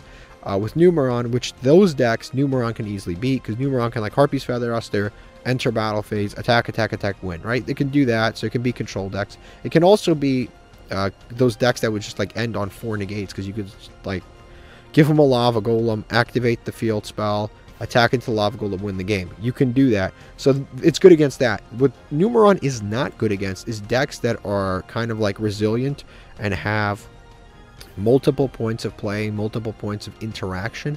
Those decks, unfortunately, Numeron cannot play against. So Numeron cannot beat Snake Eye because they have interruptions mid-turn, like the Princess in the graveyard. They have IP that can go into a variety of different things, and then the monsters summoned off of IP can't be destroyed. Labyrinth is another deck that is it's a terrible matchup for Numeron, because they don't actually have anything on the board, and they can chain things and just summon monsters in defense and block the attacks of the Numeron stuff. Despia, terrible matchup for Numeron, because again, all of the monsters float. You get 4 attacks and you can only really squander 1 of them. You can attack once, gain attack, and then attack again, gain attack, and then if they keep blocking the attacks, you essentially lose. This right here, this Unchained, is a nightmare matchup for Numeron, because every single monster floats into another defense position monster. So if you attack, they float, attack, they float, attack, they float, attack, they float. You wasted your battle phase and you couldn't win. Like I said, that's the problem with Numeron right now. It has a horrific matchup against the best decks in the game. Now, it has some good matchups, like, for example, Red Dragon, right? You can beat that. Sword Soul, great matchup against Sword Soul. Has a great matchup against a variety of different decks, like Sprite, for example, right? You Lava Golem, get rid of their Sprite monster that special summons back. The Sprite Elf, you get rid of that, you get rid of another Sprite that negates, and you can OTK them.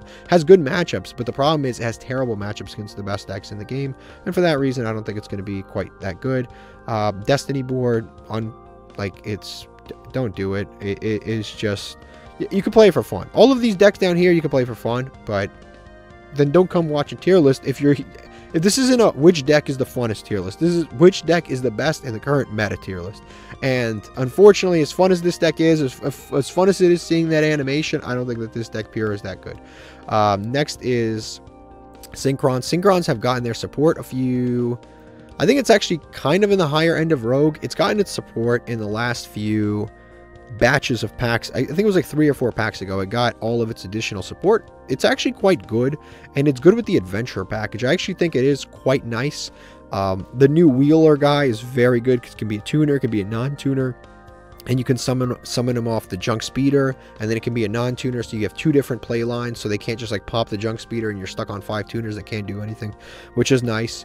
But yeah, I think the new support is quite good, but the problem with the deck is the problem that the deck has always had, which is it relies totally on Junk Speeder to make plays. Like, if Junk Speeder is affected, negated, ashed, in any way, ashed, veilered, impermed, most of the time your turn is going to be over, and that's a huge choke point in the deck, because it's not like you play 3 of them, right? You don't play 3, you play 1, and if they negate it, what happens now? Sometimes you play 2, but then you have to survive your opponent's turn, come back, and then find a way to summon them again. which, how are you going to summon them? Because most of the time you summon them off of the junk synchron, right? You normal summon it, get the level 2 back, you discard converter, get junk synchron, summon junk synchron, special summon converter, go into this dude. How are you going to do this turn 3 when your opponent attacks you, breaks your board, attacks this guy, and you don't have that stuff in your hand anymore? It's tough to do. Next, Amazonas is kind of like an okay Earth, like fun. This is a fun deck, but it's not anything to write home about.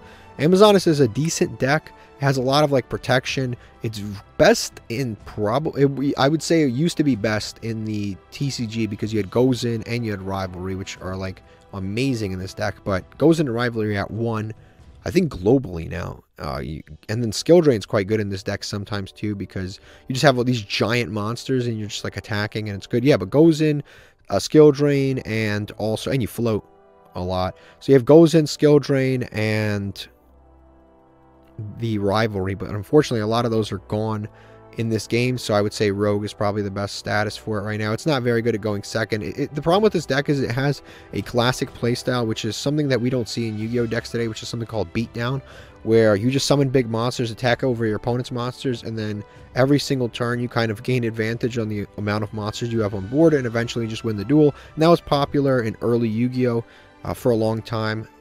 It's why Mechanical Chaser was a $1,000. Mechanical Chaser was a $200 card that was a normal monster. It was $18.50 because Beatdown was the best strategy. That strategy is almost completely dead, and this is one of the last decks that actually still utilize it. And it's cool to see, but it's not cool enough to win. Next, we've got Vernisloof. I'd say is probably consider building something else. I mean, pure. I'd say it's probably like bottom of Rogue. It's not even considered building, because what would you build, right? What would you build? This deck was decent when you've had the full Ishizu lineup available with it. It was like a decent deck that could interrupt your opponent. But now the only deck that I can even imagine playing this in is probably Madolche. That is, yeah, Madolche is the only deck that I could like, what else are you going to play it in? What other Earth deck? Can't play it in this, 'cause some of them lock you into like Earth Fairies. So like, what are you going to play it in? I've seen it in Earth Machines, but I don't think it's that great. Next is Tearlament. Tearlament people were dramatic. They were like, Tearlament is dead. It's not dead. Tearlament is, I would argue Tearlament's a tier 2 deck. It's actually quite good, honestly. And it's got even more cards.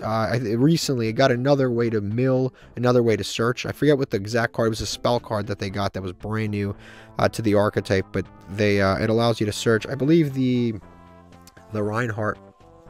I believe it searches Reinhardt. But this deck is... It is a little bit of... It is RNG, and there is an aspect to that that makes it a little more inconsistent than you would like it to, because something like Snake Eye is not RNG. Like, other than what card you draw in your opening hand, there's nothing RNG about Snake Eye. You know what you're going to get to. You know what to search. Labyrinth, there's nothing RNG about that, other than your opening hand. Right? There's nothing RNG about this. There's nothing RNG about this. There's nothing RNG about most of these decks.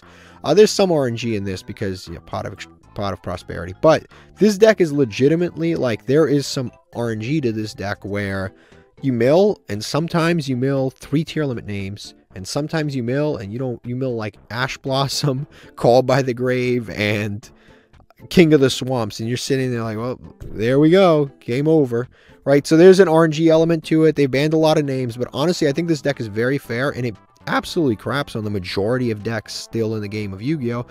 I'm going to be honest with you, if this deck was at full power, Snake Eye wouldn't be here. This would be a tier 0 format with Tearlament at the top. Snake Eye would not be, we wouldn't be talking about Snake Eye right now. We'd be talking about how do we beat Tearlament. Next, Kaiju's pure deck. I do not play a pure Kaiju deck. Don't do it. Kaiju's as an engine going second, great. Kaiju's by themselves, don't do it. It's almost impossible. Better men have tried, I guarantee you. Next, we've got Sacred Beast. This is a deck that I personally like this deck, but this deck has a similar problem to Trap Trick, where it kind of has to go first. Like, going first with this deck feels great because you can just like set up the Fallen Paradise, you can draw 2 cards, your Sacred Beast can't be targeted or destroyed by card effects, you you set a lot of stuff up, and this deck actually got some new support. It got a level 7 that does similar things. I forget what its name is, but it's because I don't know what the TCG name is going to be of it. It's a new Sacred Beast card. It feels great to play going first with this because you set up a really decent board. Going second with this deck is just terrible sometimes because it's tough to play through interruptions because your monsters are so weak and they're so like normal summon reliant. If they imperm the Dark Beckoning Beast, you are just screwed because that one is the one that lets you search and that one gives you an extra normal summon. So if they imperm Dark Beckoning Beast, you have nothing left. You can't summon the other ones. You can't search out the opening gates. You can't do anything. You're just sitting there like, okay, well, past turn, and then you get OTK'd because he has 0 attack. So that can be a real problem with the deck. Is going second. Next we've got Generators. Generators is a pretty good. I wouldn't say cheap, but it's like reasonably priced. I think it's a reasonably priced rogue deck. And reasonably priced, I mean gem cost, of course. It's a reasonably priced gem cost rogue deck. It's got all of its support, which is nice. It's a decent rogue deck. I wouldn't say it's anything crazy. The field spell is probably the best part of the... I mean, anybody who's played Generator understands. The field spell is the best part of the deck. Anytime your opponent adds, you summon 3 million tokens, or as many as you can, and then you contribute them to do all types of different effects, negate, pop, whatever you need to. Loptar is a good card. Great starters. The deck is really good. It just kind of lacks... It lacks the ability to keep up with some of the better decks. And, I mean, one of the positives, it doesn't lose as hard to hand traps as some of the other decks, but it does... It has trouble. Next is Dark... This is not dark. What is it? It is a dark archetype. It's Garafa and the boys. Dark World. That's what it is. I don't know why I forgot. Dark World is actually quite good. I'd say it's probably at the higher end of Rogue. It actually just finally got another support card, which we've been waiting for a long time. It is Dark Corridor. This enables the lock. A variety of locks that you can actually do. Silva is banned. Unfortunately, they banned Silva before it even got an opportunity to terrorize Master Duel. But you can pull off other cards like Gold. You can pull off Lucent into Ido, which prevents your opponent from summoning anything. You can do a lot with this deck with the Corridor. Corridor enables the secondary effect of basically any monster that you want because... yeah, I think it searches and then it discards, so you can basically enable any secondary effect of any card that you want to if you simply have Ceruli in hand. Because, yeah, no matter what, if you have Ceruli and Dark Corridor, you just activate search and then discard Ceruli, activate Ceruli, and then you get the second, discard whatever you searched, and the secondary effect of whatever you searched triggers, and the primary effect, which is really cool. So the new card's really good. This deck in general is good as long as your opponent's not playing Droll. The second they have Droll, game's over. The second they have... I wouldn't say Nibiru is actually that big of a scary card because you can play around Nibiru, actually. There's ways to play around Nibiru, including the main deck monster. The fusion monster can play around Nibiru along with other things like... I mean, you can make an Appaloosa with this deck easily.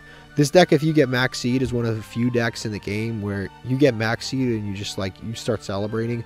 Because if your opponent Max Sees you, you can easily deck them. Like, this deck is... almost guaranteed you can deck them out. If you have a decent build, you can deck them out, especially with Dark Corridor now. The only thing with Dark Corridor is it's one of the only cards in the entire archetype that's a once per turn, which the deck does not have a lot of once per turns. Also, it's missing one more Dark World, which I know I say this every time. Something new is always missing, but this time they're missing Colorless, which is the one that was about to be made in the anime but was never made. Like, they activated Super Poly and then like Jaden stopped it. How he stopped it, I don't remember.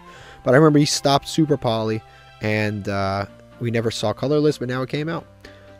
Goatee. Goatee is, I think it's somewhere up here. There's actually more Goatee support on the horizon, but even without it, this deck is actually already quite good. I think it's a solid Synchro Summoning Fish deck. It's cool, it's fun, it's a nice archetype. It's got... You know, it's got some good matchups, some bad matchups, but overall I think it's at the higher end of Rogue. I think it's worse than most of the tier 3 decks that you see here because they just have a higher combo ceiling. But the good news is if you play this deck, it is getting more support. It's getting more White Aura cards, which are quite good. And then on top of the new White Aura cards, it's getting 2 more cards. I think it's like Pisces, I believe it's called, and something else. But they're getting 2 more support cards. At some point, I don't know. But I remember the higher level one, level 6, is actually quite good. And then some of the White Aura cards are good for it too. Element Sabers, I'd say probably consider building something else. You can possibly play them pure, but I wouldn't recommend it because I don't think it ends on anything too good. So I wouldn't recommend playing that. I would recommend playing probably just Dragon Link. Just play Dragon Link. You can play honestly even Red Eyes probably pure is better than this, just because the deck has so few cards. And yes, they have like Title and stuff like that, but it's not enough cards to really be. It's not good enough from the cards that it has. Next is Simorgh. Simorgh is like, if I'm being honest, this is like the beta for Floowandereeze. It's like the prototype for Floowandereeze. It's a decent deck, but it's Floowandereeze, but they mostly tribute summon and normal summon, but occasionally they have to special summon. They need the graveyard, unlike Floowandereeze. They don't banish themselves. Like it's Floowandereeze, but worse. And then it's got some cool Floodgate effects, but every card that you like in this deck, the tribute monsters, which are the best cards in the deck, are the tribute monsters. And every tribute monster that you like in this deck, you can play in Floowandereeze. Like straight, you can play the best cards in this archetype in Floowandereeze. So, like, why you would play this over Floowandereeze is a mystery to me, unless you just like the archetype, right? If you like it, you like it, but generally, Floowandereeze is better in every single way, and even the best cards in it you can play in Floowandereeze. Next is Evil Eye. I think Evil Eye is like a higher end rogue deck. It's a good control deck. Control decks have a decent time in Master Duel.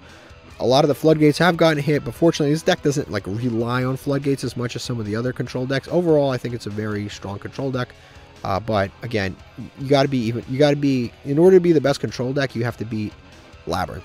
Can you beat Labyrinth with this? Sometimes, but most of the time Labyrinth will outgrind you and demolish you. Melfi is a deck that fell off. I think that they got a few cards off the ban list. I think this is still like a tier 3 deck. You do not see this deck at all, like a lot at all. Like this deck went from the best deck, the most popular deck, and they didn't even really hit it all that much. It wasn't the hits that stopped it. It was the new stuff that came out that stopped it. This deck didn't get worse. It got power crept. And that's the reality, is that it got power crept, and now it got power crept, number one. Number two, it has a tough time on Master Duel because everyone basically main decks Underworld Goddess. And the whole gimmick of this deck is that you summon this big monster that's unaffected by everything. And unfortunately, that is kind of tough to... While it's tough to deal with that monster, it's not that tough if you just can out it with Underworld Goddess in every single archetype. Like any deck that can summon 5 monsters can beat this deck, and that's pretty much every single deck above tier 3 can summon 5 monsters without struggling. Every single monster, like most of the rogue decks here, can summon 5 monsters without really struggling. So that's why the deck is where it is. Next is Mekanko. Mekanko is one of those decks that is just, it's a sleeper deck. It can always win any single time, like any time. I can't put it really below tier 3. This deck to this day, like I match up with it sometimes and I'm like, I lost. Like I don't have any answers. Like I lost. I can't do anything. Sometimes it happens. Like there's nothing you can do. Sometimes you sit down, you look at your hand, you set up a board, and you just see the Mekanko stuff going off, and you're just like, yep, I lose. Nothing I can do. Like it's good because it goes second, and it doesn't really care what board you make because it can just kaiju your best monsters and just attack into them until you lose. And there's little that you can do about it because the more that they do, they get monsters that can't be targeted, can't be destroyed. Then then they have spawn trap cards that can't be destroyed, can't be targeted. They can steal your monsters. Like they can do so much with this deck. It really is a very good deck. And in a best of 1 format where you can't side deck, sometimes you just will lose games, unfortunately. Next is Kashtira. This is the deck that got hit the most on the last ban list, the most. And here's the wild thing. If I was doing the ban list, if I was doing this tier list before that ban list, I would still put this deck in tier 3. They hit probably the 10th or 15th best deck in the entire game multiple times on the ban list. I thought that was just such a weird thing to hit. It really makes you question, what is the point of those ban lists? Like, what was the point of hitting Kashtira? Like, Kashtira is not that good of a deck. Like, it's not. The end board of a Kashtira deck, it really is kind of like a paper tiger. It's like, most of the time, if you have an imperm, and most decks play it, you can beat that deck. Like, most of the time, the deck is really not that good. Nibiru shreds this deck. Imperm beats this deck. most of the time, the cards that you pretty much main deck anyway will beat this deck regardless. Like, the only card I really fear is Fenrir, number 1, but he's 1 targeting banish face down, and he's limited to 1. And then you have a Rise Heart, which is also limited to 1, because if you out it once, it won't come back. So in reality, there's only 2 deck cards in the entire archetype worth fearing. They're both limited to 1. And then the deck got hit even, like, it's such a baffling thing to hit, because they didn't hit Snake Eye, they didn't hit this, they didn't hit this, they didn't hit this, they didn't hit any of these decks. And I understand they have to sell some of this stuff, but like, they didn't hit this deck despite it being one of the best decks. It's like maybe the 10th best deck in the game. They didn't hit it, and they hit it so little that its hits didn't really even matter that much. Like, I'm not even dropping it any lower, because it's still probably better than the majority of these other decks. But at the same time, it just kind of lost some consistency. It was almost kind of pointless. Like, I don't even... There were weird hits, to be sure. Next is Fire Ace. Rescue Ace. I'd say it's probably like around tier 3. You can definitely mix it with Snake Eye, and it's a decent deck mixed with Snake Eye. And Snake Eye, any deck that can play with Snake Eye is now better, because they've got Bonfire, and Bonfire's obviously extremely good. Next is not Mitsu, that's the name of the card, but it's Ninjas. I'd say Ninjas is like a decent rogue deck. Nothing outrageous about Ninjas. Like, it's not a broken deck. It's not like a kind of deck where you gotta be like, oh my god, I have to play Ninjas. It's got some decent cards. I'd say it's like middle of the road rogue. It's a structure deck, which is cool, because it's basically budget, right? 1,500 gems, you got a full deck. It's got cool cards that were good in certain formats. Like, for example, this deck actually used to top pretty regularly in Kashtira format, because it has a really good matchup with Kashtira. So when Kashtira was tier 1, this deck had a non-targeting multiple book on Kashtira monsters to book their monsters, and then it OTK'd them, and it had a really good matchup.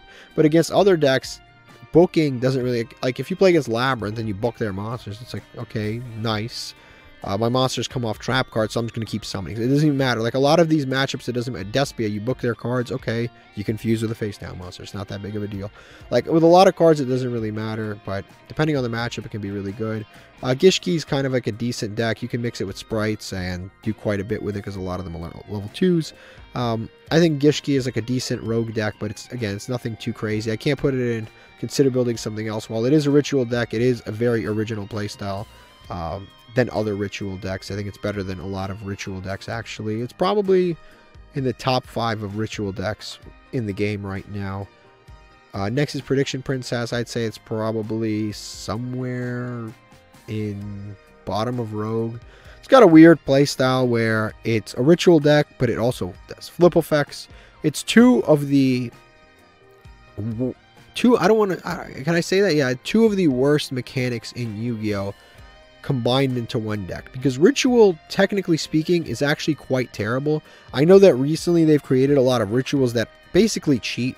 Konami will do this occasionally, where they will create new archetypes that they will give support for summoning mechanics that are so good that essentially breaks the way the deck was even originally supposed to play. So the way rituals are supposed to be played is you activate a ritual spell, and then you can summon a ritual monster in your hand, and then you have to tribute from your hand and on the field levels up to that monster. Sometimes Konami will go, you know what? We don't want you to have to pay 3 cards to summon 1 card. What we're going to do is we're going to make it easy. We're going to let you ritual summon from the deck. We're going to let you, use the entire ritual cost out of the graveyard. We're going to let you use attack points instead of levels. And, they'll cheat it out in some way.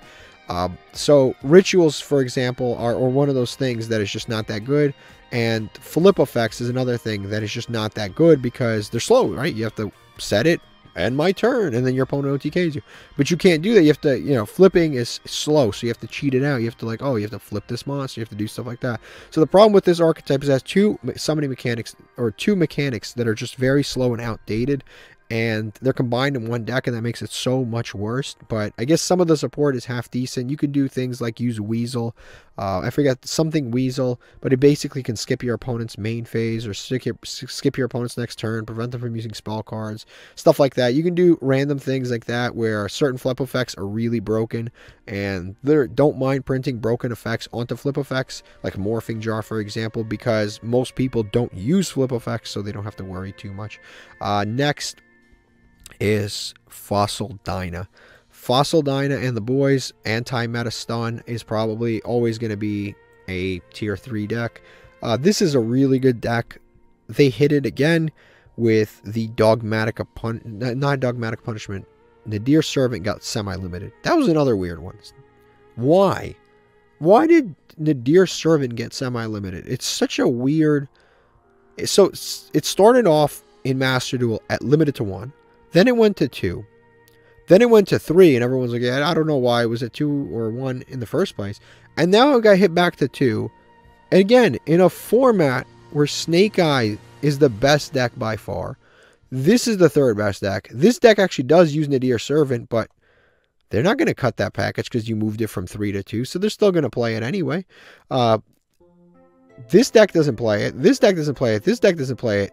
None of these decks play Nadir Servant. Why the hell did they hit Nadir Servant? There's one deck that plays it as an engine occasionally, right? They call it, oh, well, I'm playing the Dogmatica build. There's one deck that maybe plays it out of all of these decks, and they hit it. Like, some of those hits were just so baffling. But anyway, Stun is, I'd say it's a decent deck. You can always string together Floodgates and Fossil Dynas and Jougins and Moon Mirror Shields, and against a lot of decks, if you go first, you're pretty much going to win. Going second is a little more difficult because, you know, you got to play evenly matched and all that stuff and hope that that evenly matched is enough for you to win. But other than that, I'd say it's probably somewhere around tier 3. Going first is basically a shoe-in. Next, we've got Vanadium. Vanadium is the... Can I say that? Hold on, let me look up there. Yeah, I think I can say that safely. Vanadium is probably right here. No, right here. It's the best synchro deck in the game right now. It is probably head and shoulders above every other synchro deck in the game. The second best one would be Sword Soul. Technically, this is good too. This is a good synchro deck. And this occasionally synchro summons, but I can't call it a synchro deck. It's mostly a link deck, but this is the best synchro deck in the game. Although this deck also doesn't just synchro summon. It also fusion summons by... It has the greatest fusion ever. It has a contact fusion out of the graveyard. Who would have thought of this stuff? A contact fusion out of the graveyard. Talk about cheating. That's what I mean by Konami. If they want to make a summoning, if they want to make anything they want broken in the game, they can do it tomorrow. This deck has the vicious guy. I forget his full name. It's Vicious something. You banish 2 monsters out of the graveyard to contact fusion into him. I mean, how is that a fusion summon? Like, explain that to me. But anyway, this deck is really good. You can make level 10s extremely easier. So Dispatter, the Despian Dispatter, not Despian, the Bestial Dispatter, easily made. Any level 10.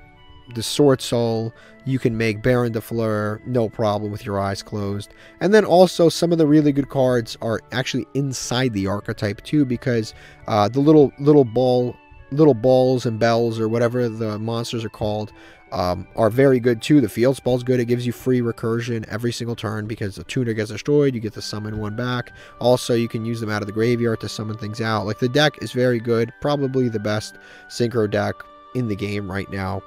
Probably head and shoulders. Next is Gate Guardian. I know this is not considered, but I think this is a fun deck. It's somewhere in this, like, bottom rogue department. Somewhere in here with a lot of, like, the classic anime TV show decks, like with Toons. Like, this is one of those decks where if this played against Toons, it'd be a beautiful game to watch. It'd be really fun. It'd be going back and forth. It'd be laughing. The problem is when this deck plays against something like Labyrinth, no one's laughing. Especially not the Gate Guardian player. They're not laughing.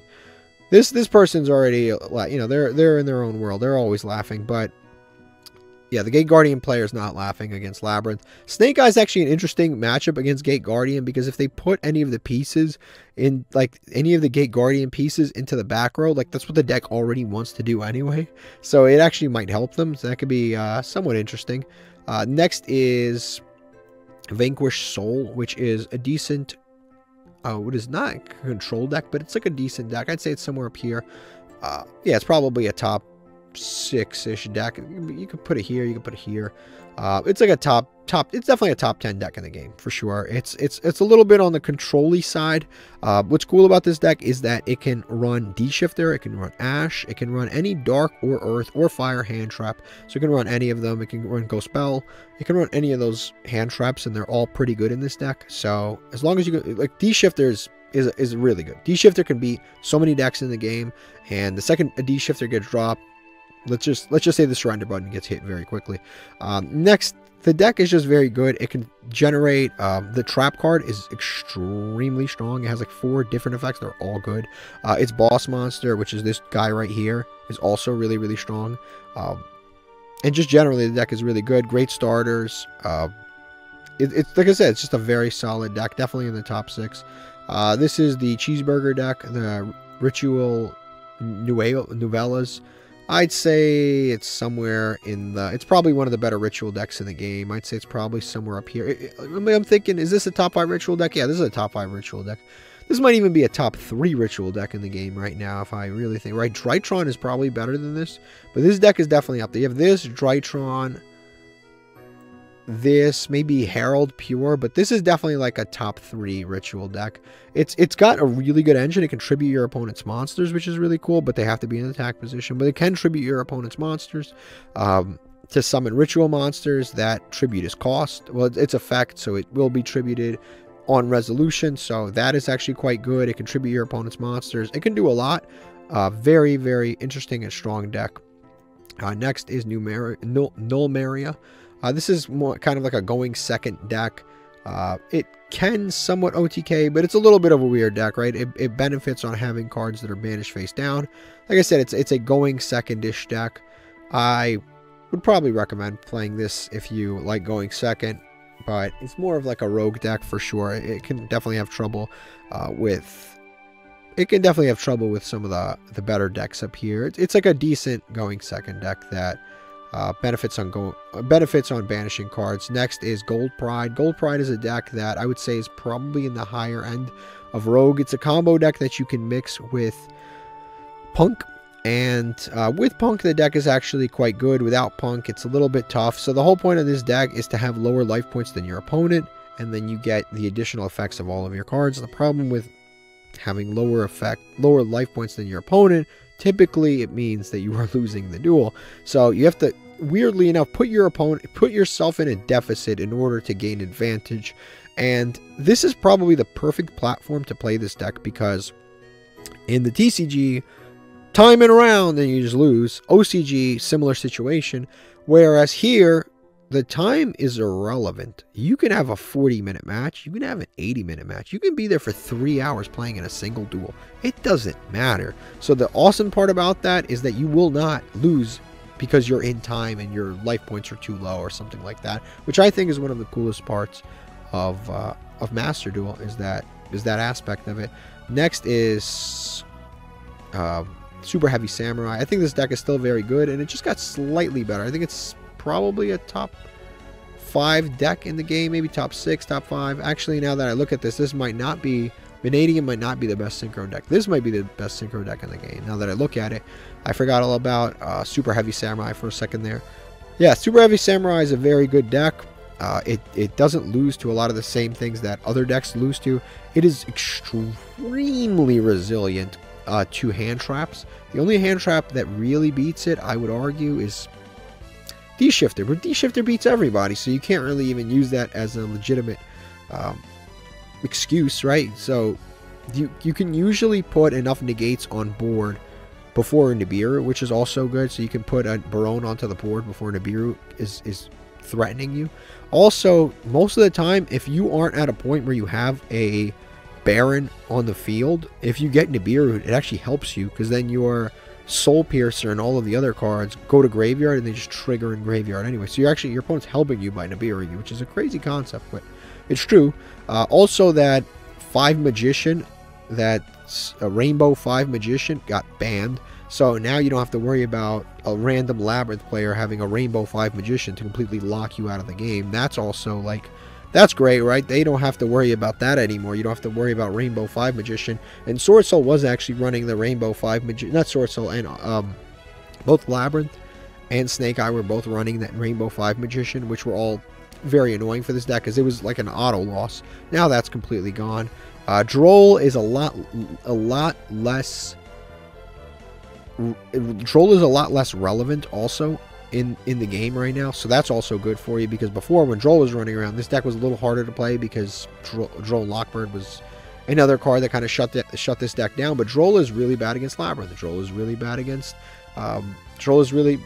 Unchained. Droll is actually kind of not terrible against Despia because it can shut them down a lot, but at the same time, if they do things in the standby phase, they won't get Drolled, which is also good, depending on how they play. So there's a lot of decks that Droll does very little against, so it's kind of dead, and it's not as popular as it was a couple metas ago, so this deck automatically just kind of rises. Yeah, it's a very good, probably the best, now that I look at it, probably the best Synchro deck out of all of the Synchro decks here. It did get hit on the ban list slightly, but again, it's like, it was such a minuscule hit, you got to look at it and be like, well, I mean, how much did that really affect the deck? But that is the tier list for this time around. I think overall, I think this was a decent tier list. If you feel like I missed any decks, or are there any decks that I need to add, let me know. I add decks every single time, so next time I'll try to remember to include them. So thank you for watching and have a great day. La la la la la la la la la la la la.